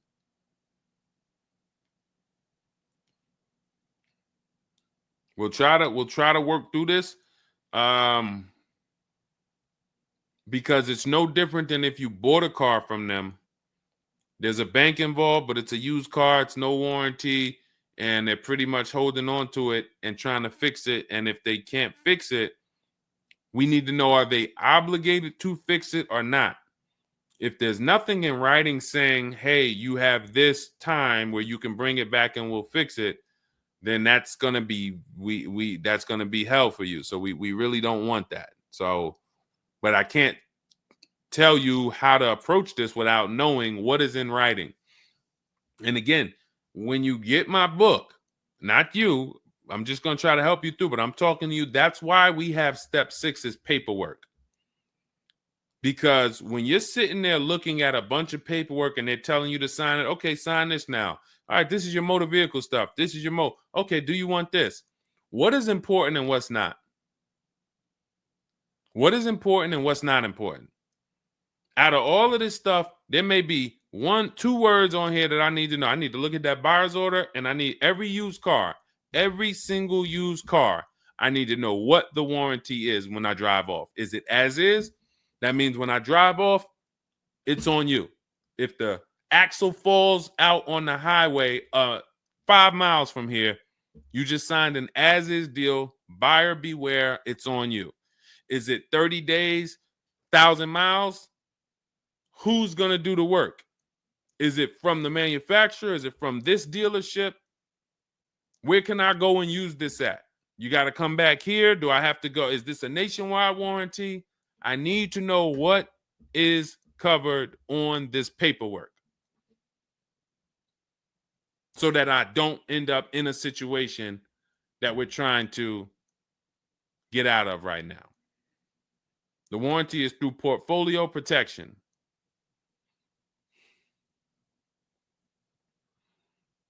So it's a warranty. May not be a good one, but it's a warranty. So if there's a warranty, that means they're obligated to fix it. And if they're taking too long to fix it, and I have a payment, did they put you in a loaner car? Are you driving now? What are you driving now? If I bought a car with a warranty and then it had problems, I dropped it back off to the dealership and they had it for 2 weeks, and I have payments I'm still making on it, I just got it and it's in the shop, I'm not going to let that car stay in the shop more than 30 days with no car. I'm in a loaner. Okay, so you got to just chill out. You got to just chill out. Hopefully the loaner is as nice as the car you got. And if the car and if that's the case, then you just chill out. It's not a mainstream program you're in. It's like a black market program. That's the best way I could describe it.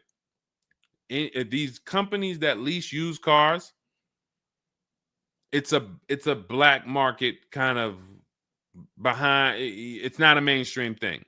That's why all of these companies are small or like very little known name companies. They could go out of business. Nobody knew. Who the heck were they?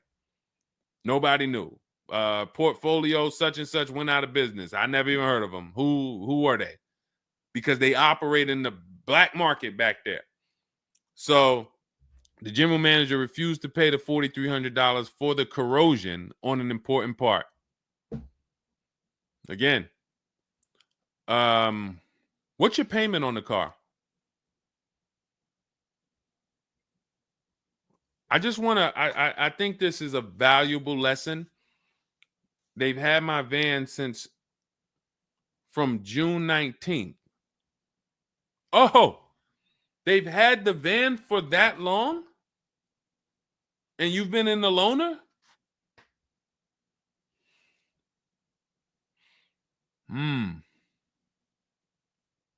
Holy crap. All right, what do I do from you? What's your payment on the car?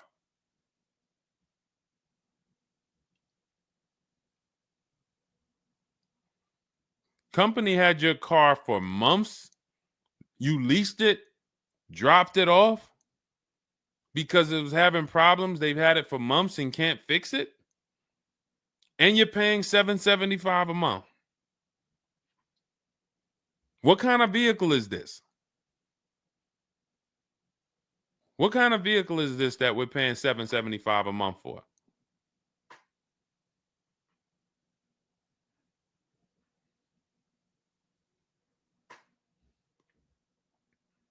I just want to give you some time to type. I mean, I like to try to give you, I like to try to give you a like, what would I do in this situation? And then you have to realize that you can never put yourself in this situation again. Pacifica, a Chrysler Pacifica. It's just getting worse and worse. $775. Do you know what you could be driving for $775? See, the used car leases. Why the used car leases? They don't even make financial. It's not even like a huge financial win. If you'd have told me I'm driving a Chrysler Pacifica and it's $300 a month, $250 a month, then I'd said, okay, well, maybe they're giving you a stupid deal. But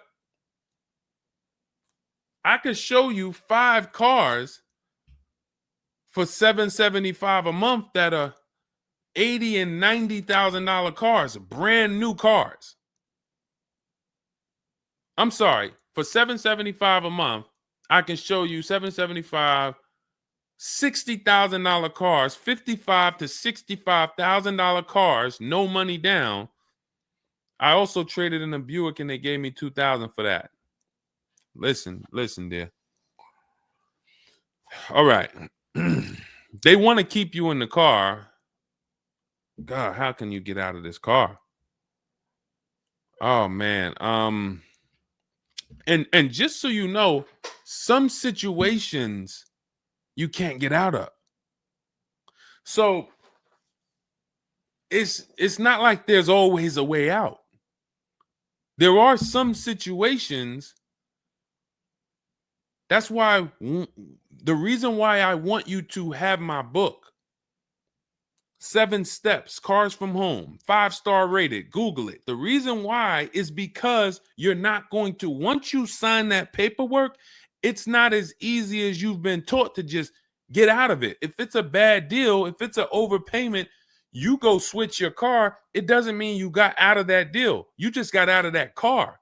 You rolled over the negative equity to this deal. Car deals are like, once you sign them, the damage is done. And then it's about, all right, what's the best way to get out where I lose the least amount of money on this deal? But I'm going to lose. Negative equity, it's going to be there. So it's much better to arm yourself beforehand than to say, all right, I'm in this situation now. How do I get out of it? Because some situations can't be gotten out of. People used to walk into the dealership, they got 15,000 of negative equity. Oh man, you can't get me in nothing. Can't get you in nothing. Well, when I put you at this car, you see this car, you like it, right? Yeah, man, I like that. All right, I got you the $450 a month on that car. That's a good payment. Absolutely, man. Come on, I'll take that right now. Okay, now let's bring your $14,000 of negative equity over. Yet $450 a month. That goes up to now $700 a month. Oh man, shoot, man. Yeah, nah, that I can't even afford that. But hey, here's the bad part. Even if you could afford it, the bank's not going to approve it. So it doesn't matter if you could afford it because the bank's not going to approve it. So you cannot get out of that car. So that's why you arm yourself now. That's why I'm telling you, before you need a car, before you go sign the paperwork, make sure that you are armed with the right information. So now, if in this particular case, and you have a cosigner, you put a cosigner on here, told us to wait 6 months, and then we can switch owner names and info. Every time I think this can't get worse, you make another comment, and it just gets worse and worse. They called me in yesterday to pick it up, and the same problems were present.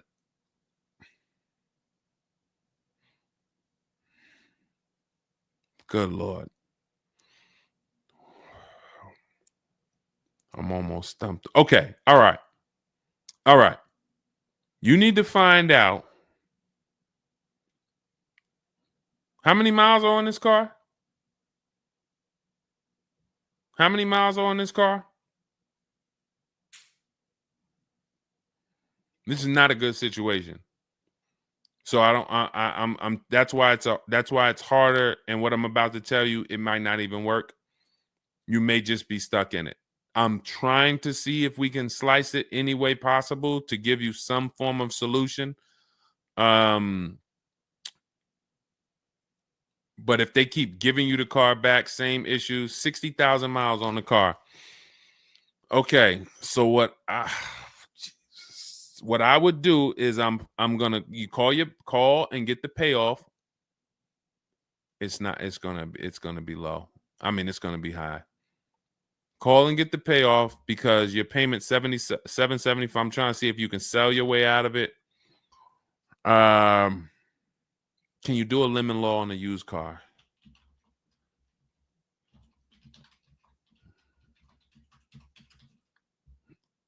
Let's see. Yes, some states have lemon laws that cover used cars, but the specifics vary by state. What state are you in?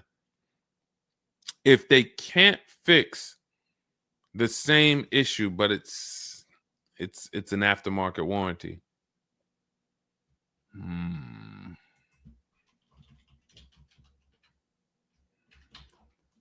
What state are you in?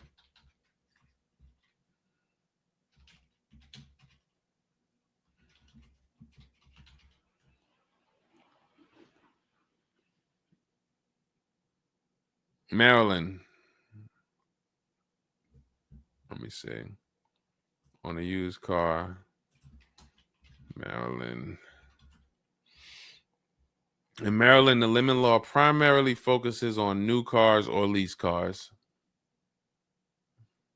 Nope, that's not going to work.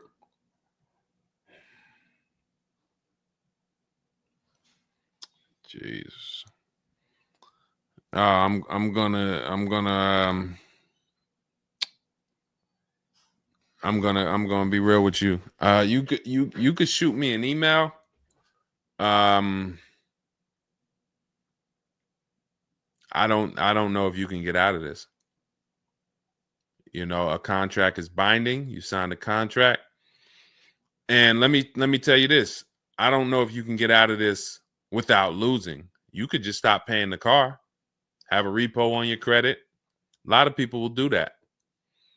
I'm going to drop this car off, take your car back, voluntary repo, credits tore up. Not a good solution. It's going to cripple you from moving forward with cars.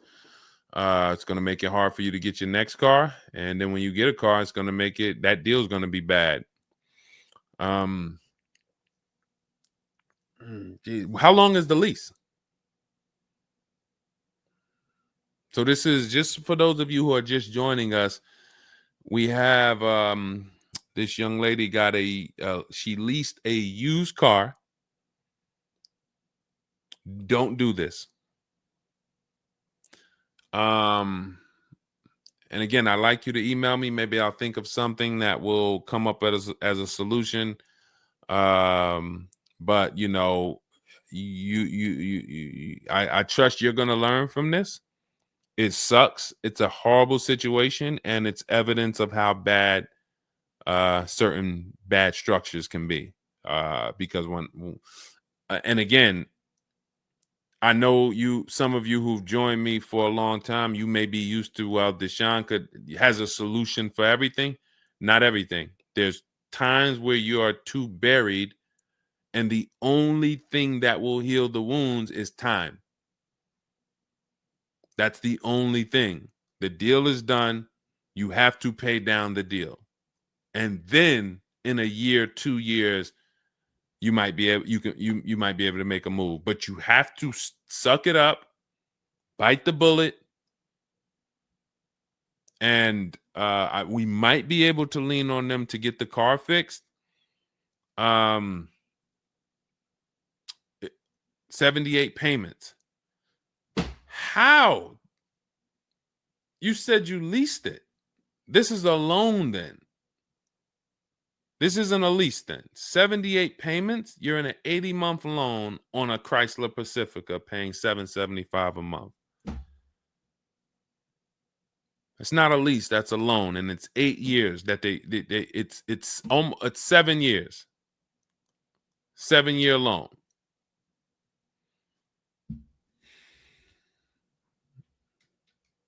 I mean, this is why I do what I do. You know, like, I don't want you thinking, okay, maybe you don't sign, maybe you don't make a mistake that is this serious, but this is cars. When I'm breaking down these big numbers and I'm throwing out these big numbers, oh, this is a $4,000 mistake. Oh, if you don't do this, yep, you're looking at about $4,000 or $5,000 you're gonna leave on the table. You take a loan that's too long, yep, you're gonna overpay by probably about $4,000 or $5,000. That might sound like nothing to you, but how I'm telling you based on me being in dealerships and seeing situations where I'm like, you made a lot of mistakes. You combined all the mistakes and you made them. So I'm just Jesus. So you're in an 80-month loan, not a lease, and you have $775 a month to pay. You are. So that means that loan, just to give you an idea of how much you've paid, you've been charged for this car. It's $775 a month times 80 is $62,000. So we're paying $62,000 over 8 years, over almost 8 years, or almost 7 years. Wait, 80 months, not 84. So yeah, almost 7 years for a Chrysler Pacifica. So we can't trade out of it. We can't sell our way out of it. That car is probably worth $20,000 at best. 2021 Chrysler Pacifica, 60,000 miles on it. That car is probably worth $20,000. But they charge you're going to end up paying $60,000 for it. Jesus.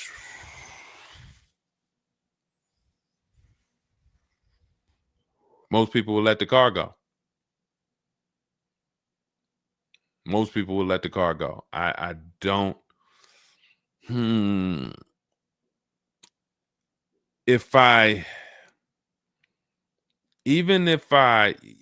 you run your negative equity, that is exactly what it's saying. 62,000.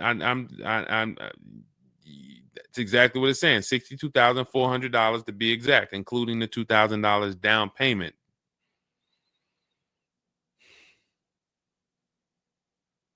What's the name of this company that you did business with?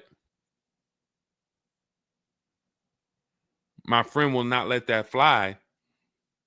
That is one of the worst car transactions that I've ever seen anyone in. And your friend is on the deal with you as a co-signer. This is level 10 out of 10 bad. Rich Morton Mazda. Do you know what your credit score was roundabout when you made this deal? Rich Morton Mazda in Maryland. Everyone remember that name. Rich Morton Mazda in Maryland. Stay away from them. This is one of the worst deals I've ever seen. She is the main person they told me I could not sign the papers.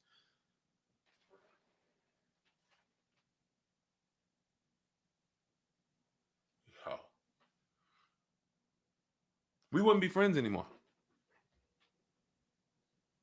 Now, here's the truth. Nobody pulled the wool over anybody's eyes. We looked at these numbers. She didn't say to you, wait, these numbers look crazy. I'm not signing them. You're not getting this car. Both of you went in there and signed these deals. So let's I'm not even going to say she's the friend, but nobody's going to say, well, y'all tied me up and held a gun to my head and made me sign those numbers, and y'all didn't even read those numbers to me. So, but, jeez,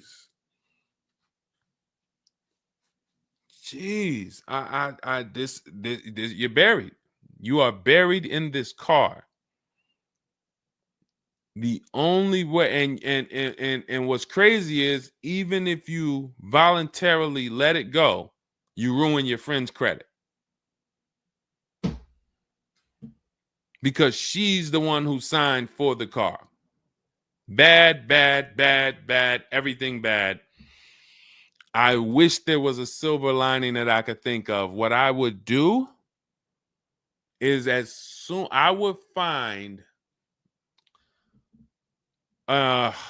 you need to find out how upside down you are. You need to go on CarMax, write down these 6 sites, write down these 6 websites. You need to go on CarMax, Driveway, Kelly's Blue Book, Cash Offer, Auto Nation, Carvana, Car Gurus, Cash Offer. And you need to see what that car is worth. Let's say they say the highest offer is $25,000. $25,000. The total of your payments is not what you owe. That's what you would have paid after 7 years. You need to call the bank and you need to get the payoff. That is what you do tomorrow morning.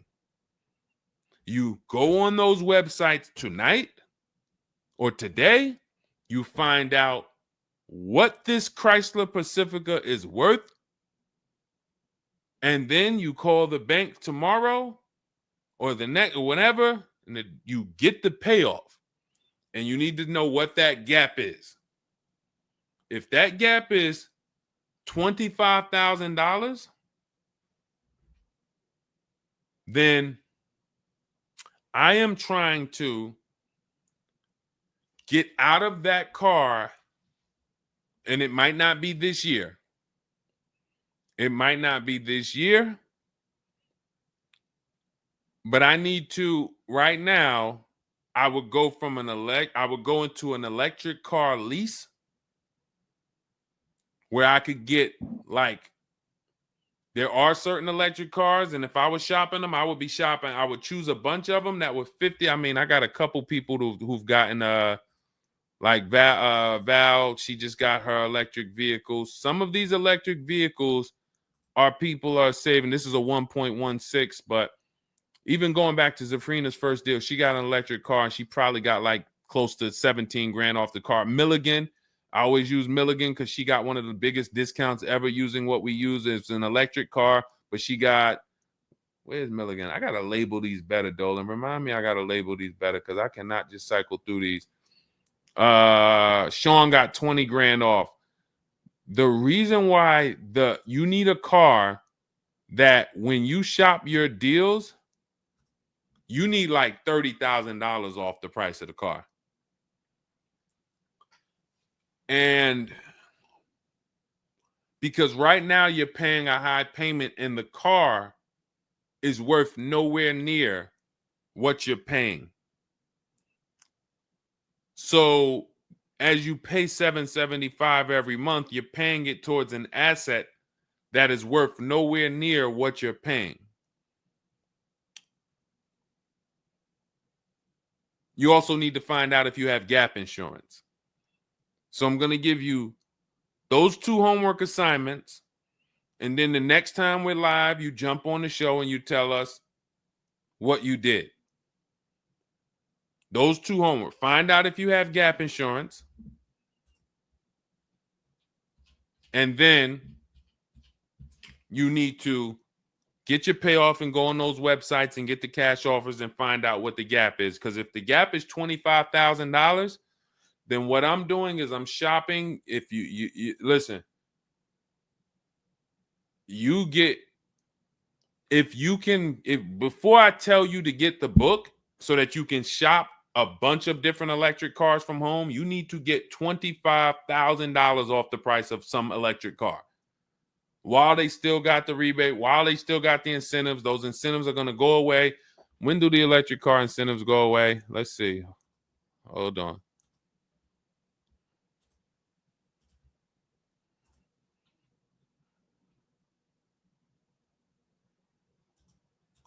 Hold on.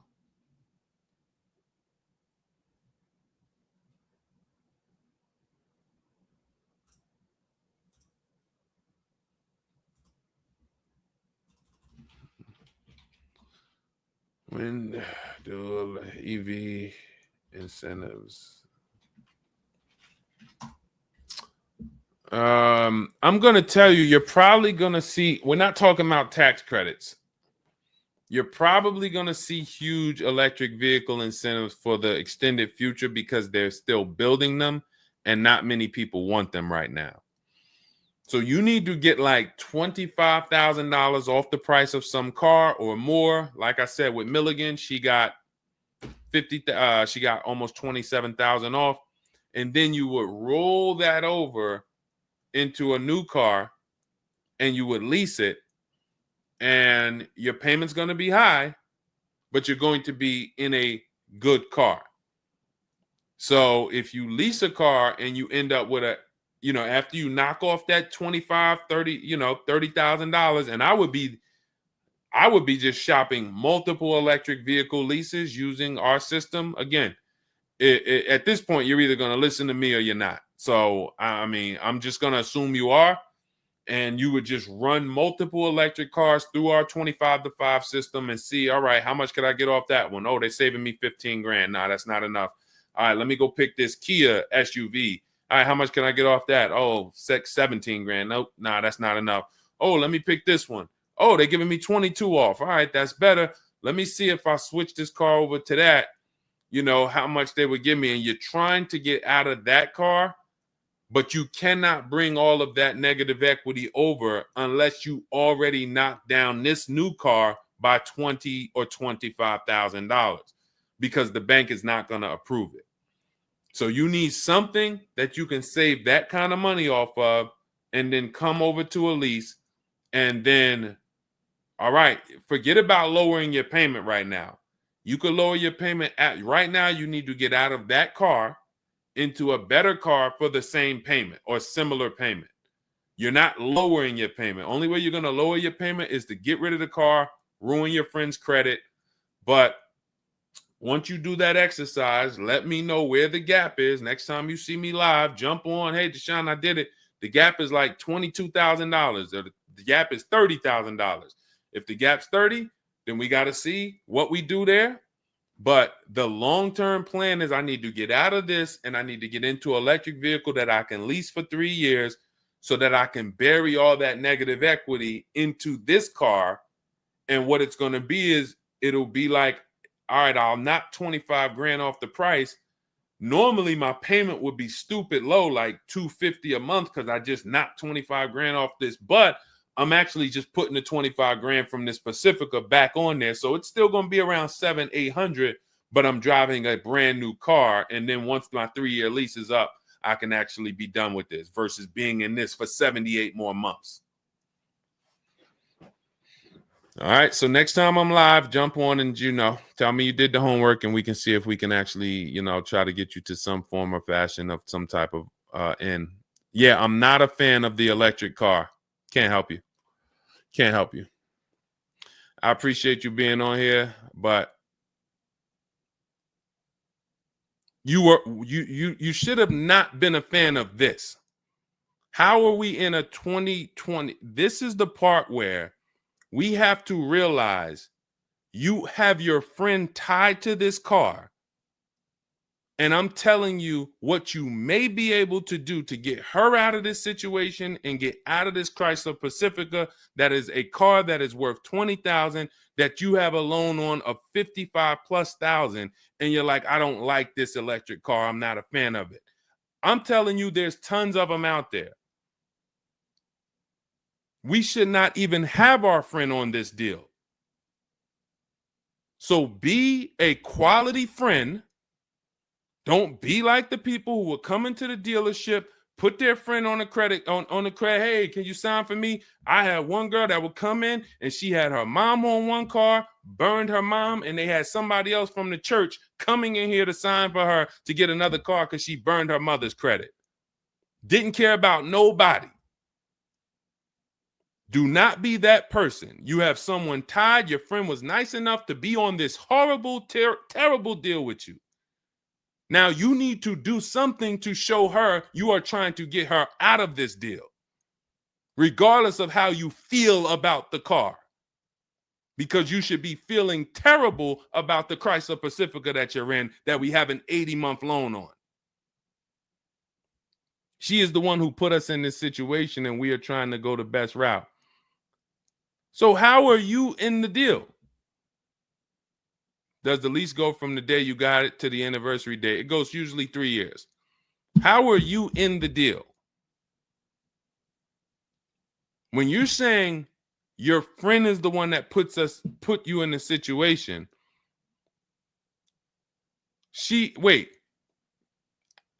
in one breath you're saying, believe it or not, she's the one who encouraged me to get it. And then in another breath, you're saying she's the one who put me in the deal, who put us in this situation.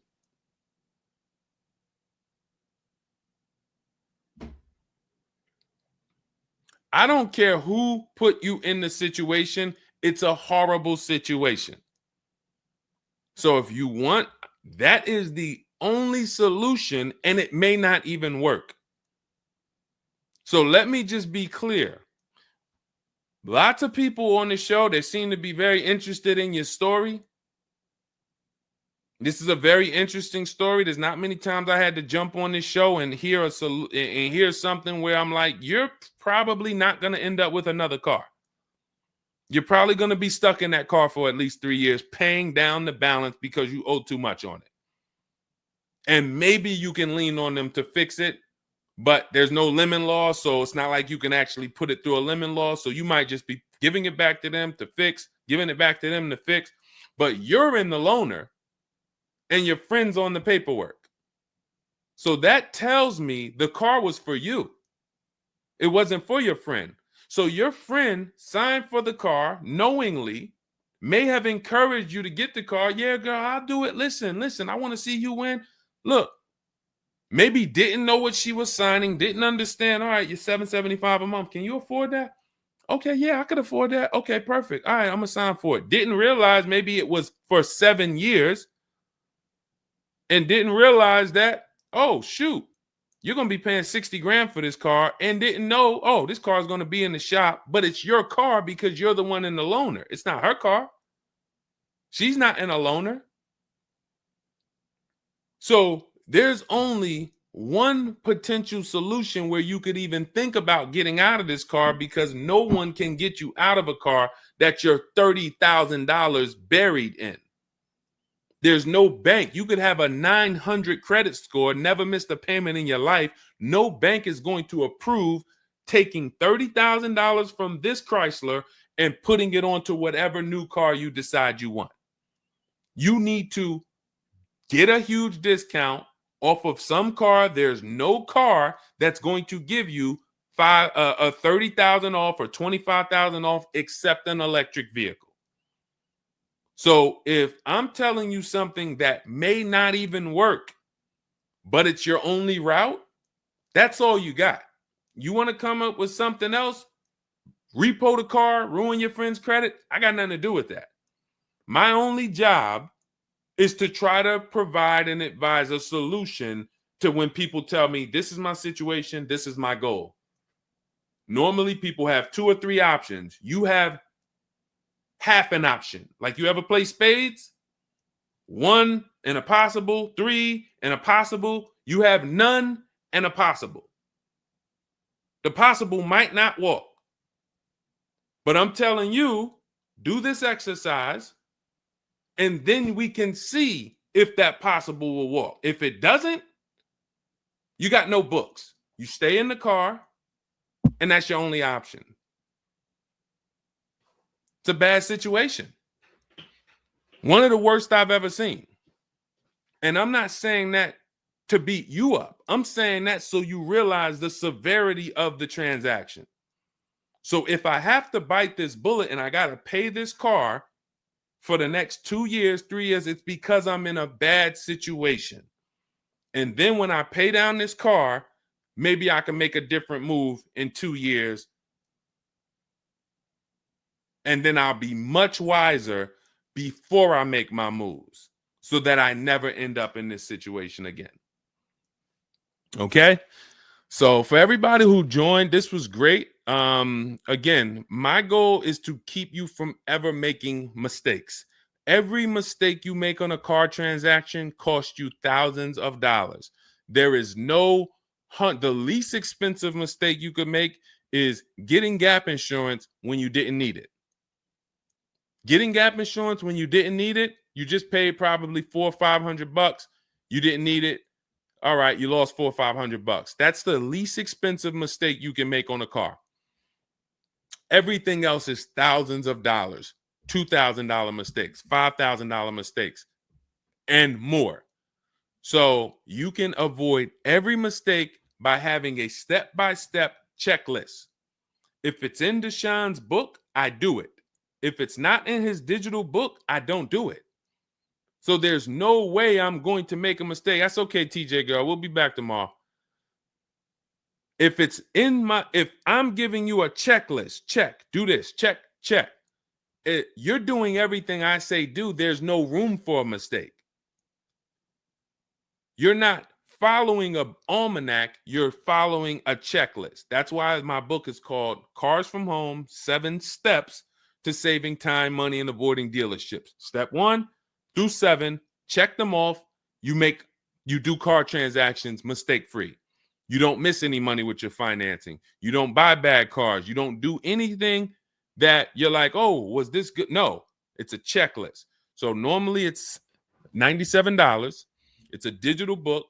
So you can have it in your inbox in about 5 minutes, and you'll get it for 75% off as part of our welcome offer in my TikTok bio, Instagram bio, Facebook comments, or the YouTube comments.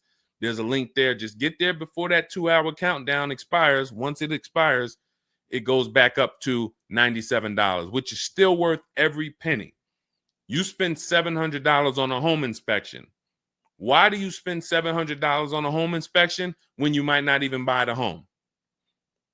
Inspector might come back and say to you, you know what? Hey, listen, I got the report for you. Just so you know, that roof needs replacing. Those boards, the electrical system in the back, there's a lot of stuff that's not up to code. And then in the basement, you got some water coming in through the foundation there. Listen, house needs a lot of work. Here you go, $700. You and your family might not buy that house. Do you say to yourself, man, I wasted that $700, man, we could have kept our $700? No. You say to yourself, man, I'm glad we got that home inspection, man. We would have been in trouble. So this is how we approach cars. This is how people who I show you throughout the stream approach cars when they're working with cars from home. They're like, I want to make sure that if I can spend $24 and get Deshone's book, and that is my form of a home inspection, that's me guaranteeing I don't make a bad move, then I'm going to go spend that. And if I miss the $24 price and it's $97, then I'm going to go spend that to make sure I don't go out here and make a $5,000 bad decision. That's what we hold ourselves to. Thank you, Stephen Nash. Good to see you. So go grab your copy before the countdown expires. Get it for $24 instead of $97. It's in my TikTok bio, Instagram bio, YouTube comments, or the Facebook comments. And then use that step-by-step. New cars. Everything is in there for you to shop empowered, mistake-free, for you to be the prize. You deserve to be the prize. There is nothing else that you would spend $10,000 or $50,000 on, or some of you are going to get a $100,000 car. There's nothing else that you would go in spending that money on, and you wouldn't feel like you're the prize. You wouldn't go into the mall to spend $40,000 and say, y'all better get the velvet ropes. If you went into the mall to make a $40,000 decision, you'd be, yay, close this store down. I'm about to spend $40,000. You'd be bringing champagne out. All right, close the velvet ropes. Where's the velvet ropes? Everybody stay outside. This person's about to spend $40,000. But a $40,000 car, you go in and you'll take the mistreatment. You'll leave buyer's remorse. Not anymore. When you make the decision to get your book, follow these steps, you are mistake-free. You'll save all the money. And then when you drive off in your car, you feel like you're the prize. This dealer won my business. That credit union, that bank won my loan.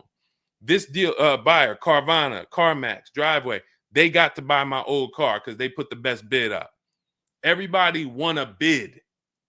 And that's how I know I won, because everybody competed for my business. I didn't beg none of you for anything. That's how we do. So go get your book. And if you want to get started and you're like, Deshone, you know what? Is there anything I can get started for free? Because I'm just getting to know you. I don't really know you yet. Now I want to see, then go grab my free cheat sheets. Dolan will put a link in the comments for you guys. It's Deshone's cheat sheets. It's also in my TikTok bio, my Instagram bio. And you can see what we give to people who want free advice to get you started. But if you're like, no, give me the blueprint. Give me the bang, bang, step-by-step, start to finish. That's my digital book. Go get it. And carry in gifted hands. Please check back in with us. Let me know when you do that exercise how big that gap is between what the Pacifica is worth and what the cash offers will buy. Well, we'll pay for it. And then hopefully you can get to some solution. So I appreciate you sharing the story. I appreciate you being forthcoming, and certainly we'll wait to hear from you. Thank you everybody for joining us. We've been on here for almost 2.5 hours. It was a longer show, but I hope you all got a lot out of it. We talked a lot about all different things. Yeah, that's Denzel on the bookshelf. Absolutely. I got a lot of people on the bookshelf. I got Lucille Ball on the bookshelf.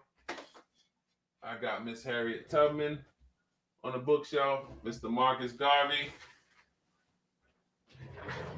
Who knows who that is?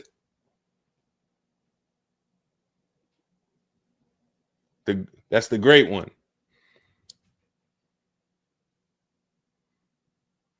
Y'all know what it is.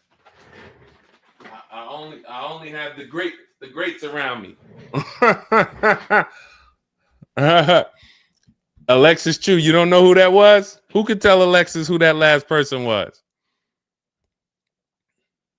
Man, you better get up on the honeymooners. Yep, that was, yes, TJ girl. Yep, Jackie Gleason.